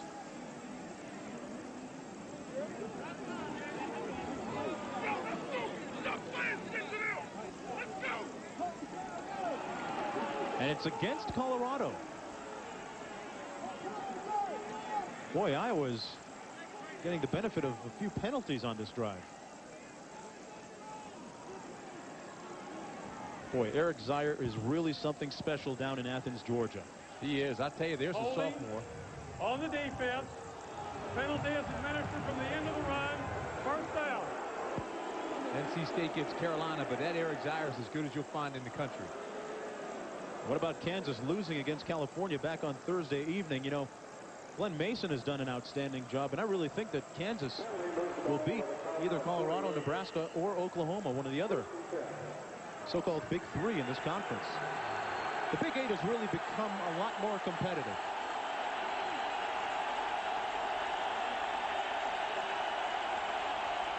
Hughes in motion. Lampkin is stuffed and gets his balance back. And then is down to the 43. But a nice bit of running that time by Lampkin. You know what? They're going to call him down, and I don't think he was. They're going to call him down at the 48 and not give him the bounce off and control that took him up past the 45 to the 43-yard line. Well, he fell on his own lineman. I don't think his knee ever hit the ground. From our vantage point, it didn't look like it did. Balanced himself off his own lineman. That's a bad call. Just lost about 5 yards. And Hayden Fry is protesting on the sidelines. Second down. Play action. Look who it is. Ron Woolfork is the man of the day on defense for the Buffaloes. He has got a lease in that backfield. That's 4 sacks for him, 8 for the defense on the day. Boy, again, he just runs around the block. He's so quick. He's so agile. Hey, let me make a correction. That's 5. He has 5 of the 8 sacks today. Ron Woolfork. Well, he asked me if we were going to put him on TV. I told him to do something. He took my word for it. He doesn't have to overdo it, though. Let's share a little bit, Ron. Terry looking to pass. And Hartlieb is brought down right near midfield. It's back to the line of scrimmage. That's it. Chris Hudson made the tackle. I'm not really sure they fooled anybody. Well, they've got one guy that's just acting as a spy, staying with the quarterback wherever he goes. And here he comes, Hudson, the safety. Now here's the punt from Fisher. Biggers calling for the fair catch. He gets it at the 12-yard line. 4:30 remaining. It's 21-12.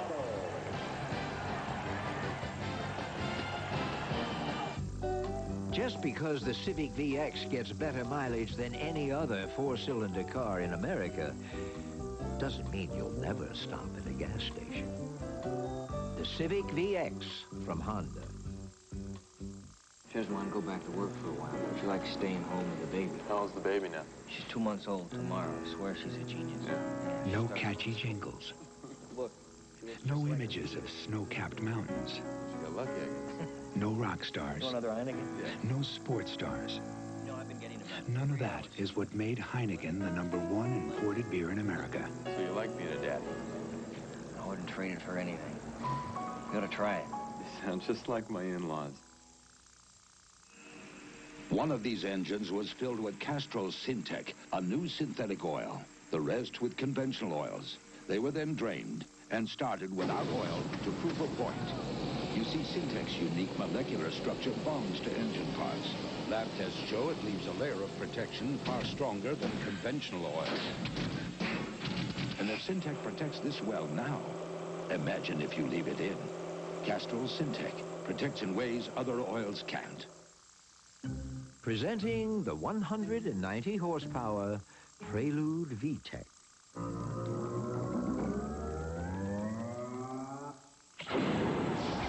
From Honda.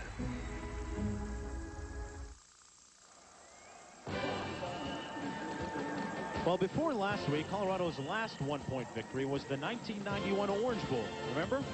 When CU won the national championship 10-9 against Notre Dame. That's when Charles S. Johnson, backup quarterback, came in for an injured Darian Hagan and led them to the victory. 21-12 is our score here. Records on both sides of the football. Woolfork's 5 sacks, tie school record. This is Warren up the middle. And he hand walks his way over the 25 to the 26-yard line. John Hartlieb made the tackle. And Miami has just scored a touchdown, but, in a big but, they missed the 2-point conversion. They lead, though, 8-7. I heard a huge sigh of relief from Miami. It's probably Dennis Erickson, pardon me. First down and 10. Trips right. Detmer going up top. And he's got a man. Touchdown, Charles Johnson.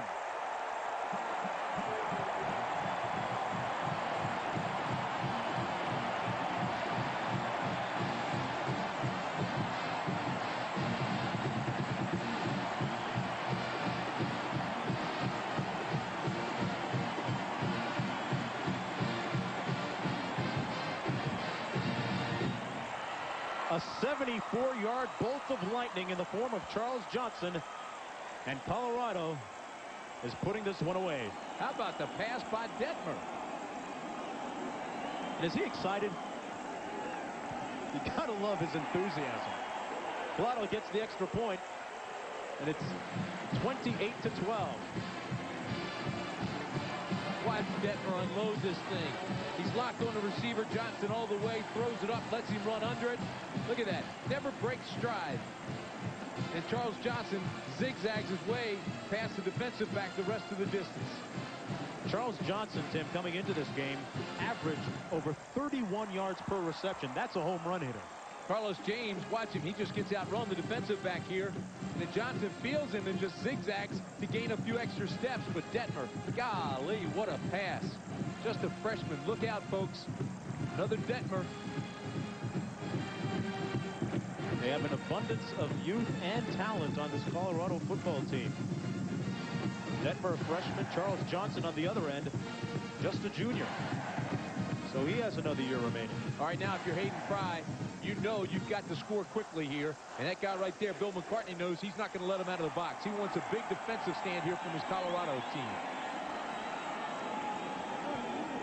Well, Berger's going to kick off, and I don't think that Iowa has had a chance to return any of his kickoffs this afternoon. The majority have gone right through the end zone.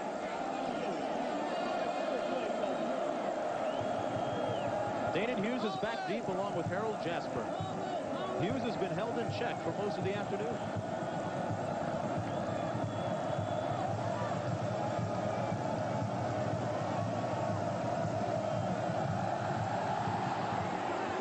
And like the previous kickoffs, this one, though, goes right through the uprights. Yeah, but he out of the end zone. He doesn't get as many points for that one. Only went 1 row deep. The other ones went 4 and 5 rows deep into the stands. He's trying to show off for us.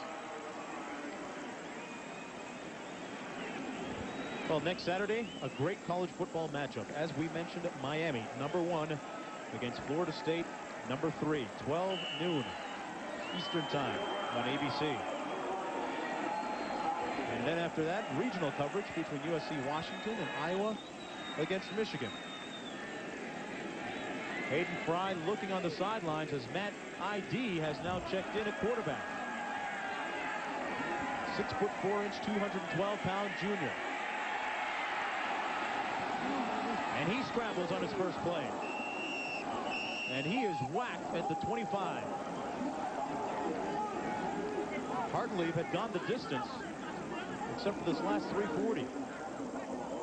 ID's a McDonald's High School All-American. Broke his ankle last year, so he didn't get to play much. His dad played for Michigan. Michigan State, rather. Dad, George. And he loses the snap. And he was fortunate enough to have it bounce right back to him. It appears as though he lost his footing while he was dropping back from the center.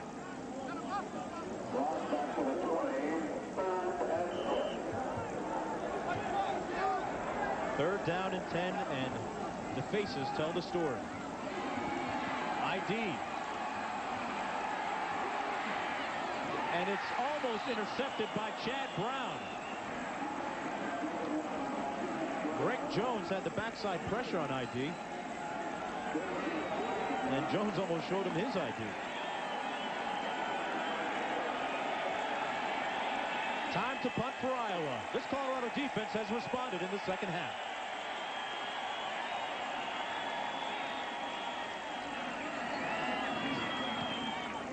Scott Fisher with a low line drive returnable punt.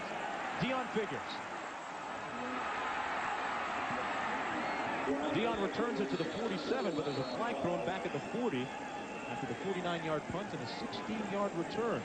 You know, Iowa lost Matt Rogers. He's gone. Two-time All-Big Ten quarterback. Mike Saunders, a 1,000-yard rusher. Rob Baxley, an all-conference tackle. That's tough to replace, and I think Hayden Fry is feeling that right now. He told us yesterday, he said, I'd like to have this schedule with some of the teams I've had the last couple years, but this year we're kind of rebuilding a little bit. A lot of young players. Yeah, you know, and that youth has been exposed, Tim, in the secondary. They only have one returning starter from last year. Gave up a big play on that last Colorado touchdown. Well, and the linebacker situation, too, has been bad. He's been hit by injuries. Teddy Joe Fairley went down, broke his ankle. Matt Hilliard, and Mike Daly both were banged up.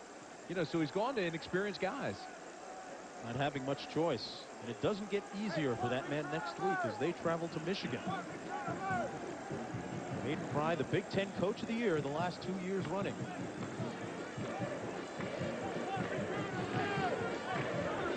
And the celebration has already begun in earnest here as the band strikes up here in Boulder, Colorado.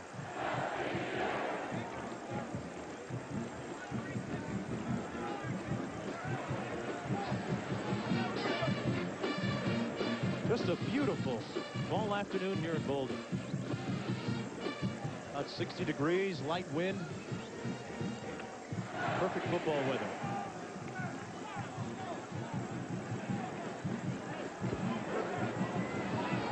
Offside on the defense. Pushing the back on the defense. The offside is declined. We will administer the push in the back. Colorado's ball. First down. Sounds like calculus to me. 2:48 remaining. And Coy Detmer comes back in at quarterback. He has been part of the success story here in the second half for Colorado. This is fun time now for him, too. You only have 2:48 left in the ball game, and you've got the game won. It's 28-12. No pressure at all. He just has some fun on a good afternoon here in Boulder. 2 tight ends in now for Colorado. Detmer 7 of 12, 155 yards, 3 touchdowns. Salam getting the rush. And he's up to the 40-yard line, a pickup of 9. Now, Tim, let's look ahead a little bit. If you're Colorado and Bill McCartney, you get the week off next week, and then you face Missouri beginning your Big 8 conference play.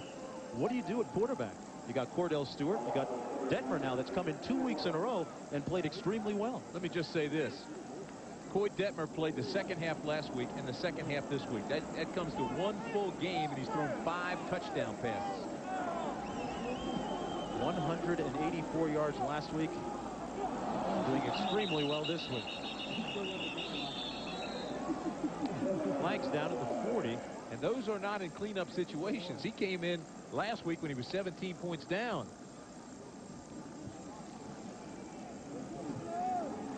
Just a freshman from Mission, Texas. Dead ball. Ball start on the offense. Second down. Boy, a lot of good quarterbacks coming out of Texas the last few years. Tommy Maddox, now with the Denver Broncos, formerly of UCLA. Ty Detmer, Coy Detmer. Charles Johnson now split wide to the bottom of your screen. Very wisely, the freshman sitting back watching the play clock. He's going to let that wind down as much as he can with 1:55 left in the game. Play clock is at 10. Yeah, see, the crowd wants him to run a play, but he's doing a very smart thing now. Now it's at 5. Go ahead and snap it. And this is Salam, who wants to get some. And he's going to get some, maybe. Rashawn Salam pushed out of bounds by Porter. Down at the 15-yard line, a pickup of 49 yards. I think by Detmer waiting for the play clock to come down, the Iowa team just kind of relaxed. Like he wasn't going to run a play at all. Now they're relaxed, just hit the quick banger. He breaks through. There he goes past the line of scrimmage. The linebacker's into the secondary. It's a foot race. The guy can run. He runs a 4.40. The only guy that's going to get him is one of the safeties, or the corner in this case, who had the angle on him, coming from all the way on the other side of the field. Salam, 3 rushes for 61 yards, most of it coming on that last one. Detmer hands it off to Salam, who fumbles it. And he falls victim to the ABC jinx. That's the 6th turnover for Colorado in this football game. Now, as much as they feel joy in winning the game 28-12 or whatever the final score is, McCartney has to be concerned with the 6 turnovers in this ball game. We'll be right back. I'm paid to buy the high-volume copies. I don't want to have to worry about them. The corporate line from Canon. It's simple. If our copiers are working or people are working. High-volume copying systems so reliable, you don't have to think about them. All I want to know is it keeps copying, sorting, stapling. End of story. The corporate line from Canon, the #1 copier company, and the new power in high-volume copying.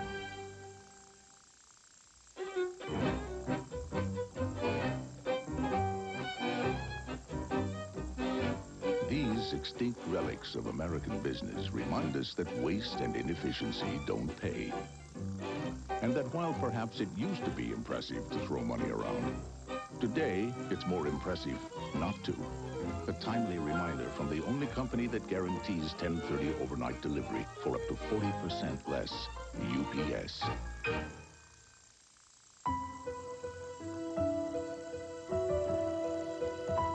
To those who still believe that only expensive luxury cars should offer standard anti-lock brakes, a driver's side airbag, and sophisticated engine technology, we think you'll come around.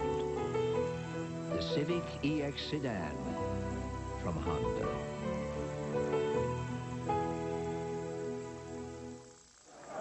Let's go, defense! 28-12, 1:31 remaining. I'm Mark Jones along with Tim Brandt at Folsom Field, and we now have our third quarterback of the afternoon for Iowa.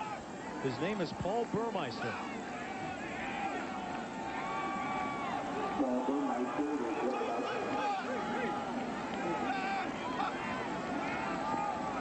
And he wants to throw on his first play. He completes the pass out to the 26-yard line. Gain of 11. Burmeister's got a nice release, doesn't he? Just put that thing up, cocked it, let it fly. Not a great situation to come in, but he'll take it anyway. Anthony Dean made the reception. It's been a great day up here. We had Bob Beatty stop by earlier. Now here's Joe Harrington, the head basketball coach at CU. One of the fine young coaches in the country. And he's assembled a good staff. Derek Wittenberg was speaking with him a couple days ago, one of the assistant coaches here. And a tackle that time made by Greg Jones on the scrambling Burmeister. Sounds like a little bit of a connection there. Derek Wittenberg, of course, played at the Math in Hyattsville, Maryland, and Joe played at Maryland. I'll tell you, that Big 8 conference last year, extremely competitive.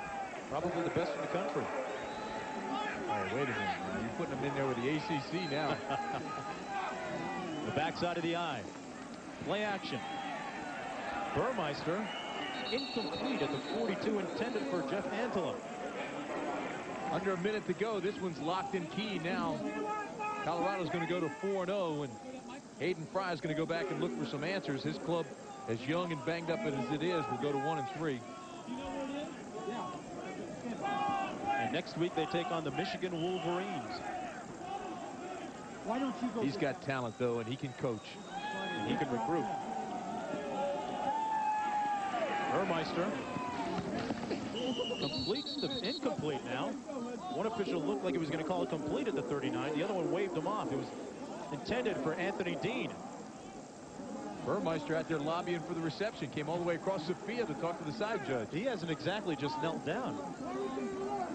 Wants to get a couple tosses in. Bill McCartney, his team, as mentioned, improving to 4-0. And Tim, this game is their last non-conference game. It almost really catapults them into the national championship picture if a few things happen. Came into the game ranked 10th in the nation. 47 seconds to play. The pass is incomplete.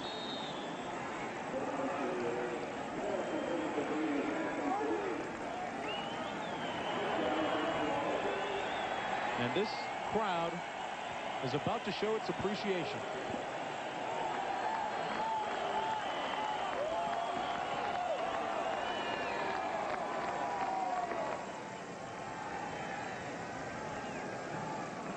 The story of the second half has been Coy Detmer. He came in for Cordell Stewart, who was noticeably rusty.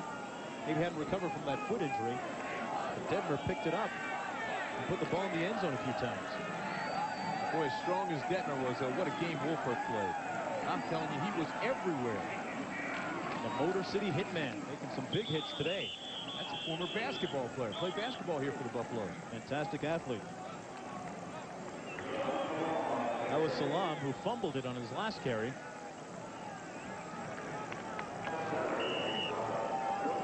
And that may have been the last play of the game. Well, it should be.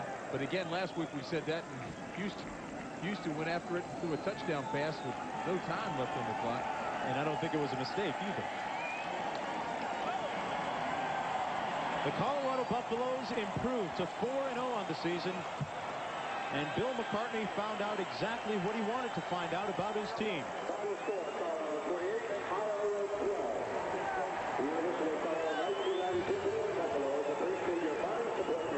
The final score again, 28-12, Colorado over Iowa. The Chevrolet most valuable players of the game are Marvin Lampkin from Iowa and Ron Woolfork with 9 solo tackles, 4 unassisted, and 5 sacks.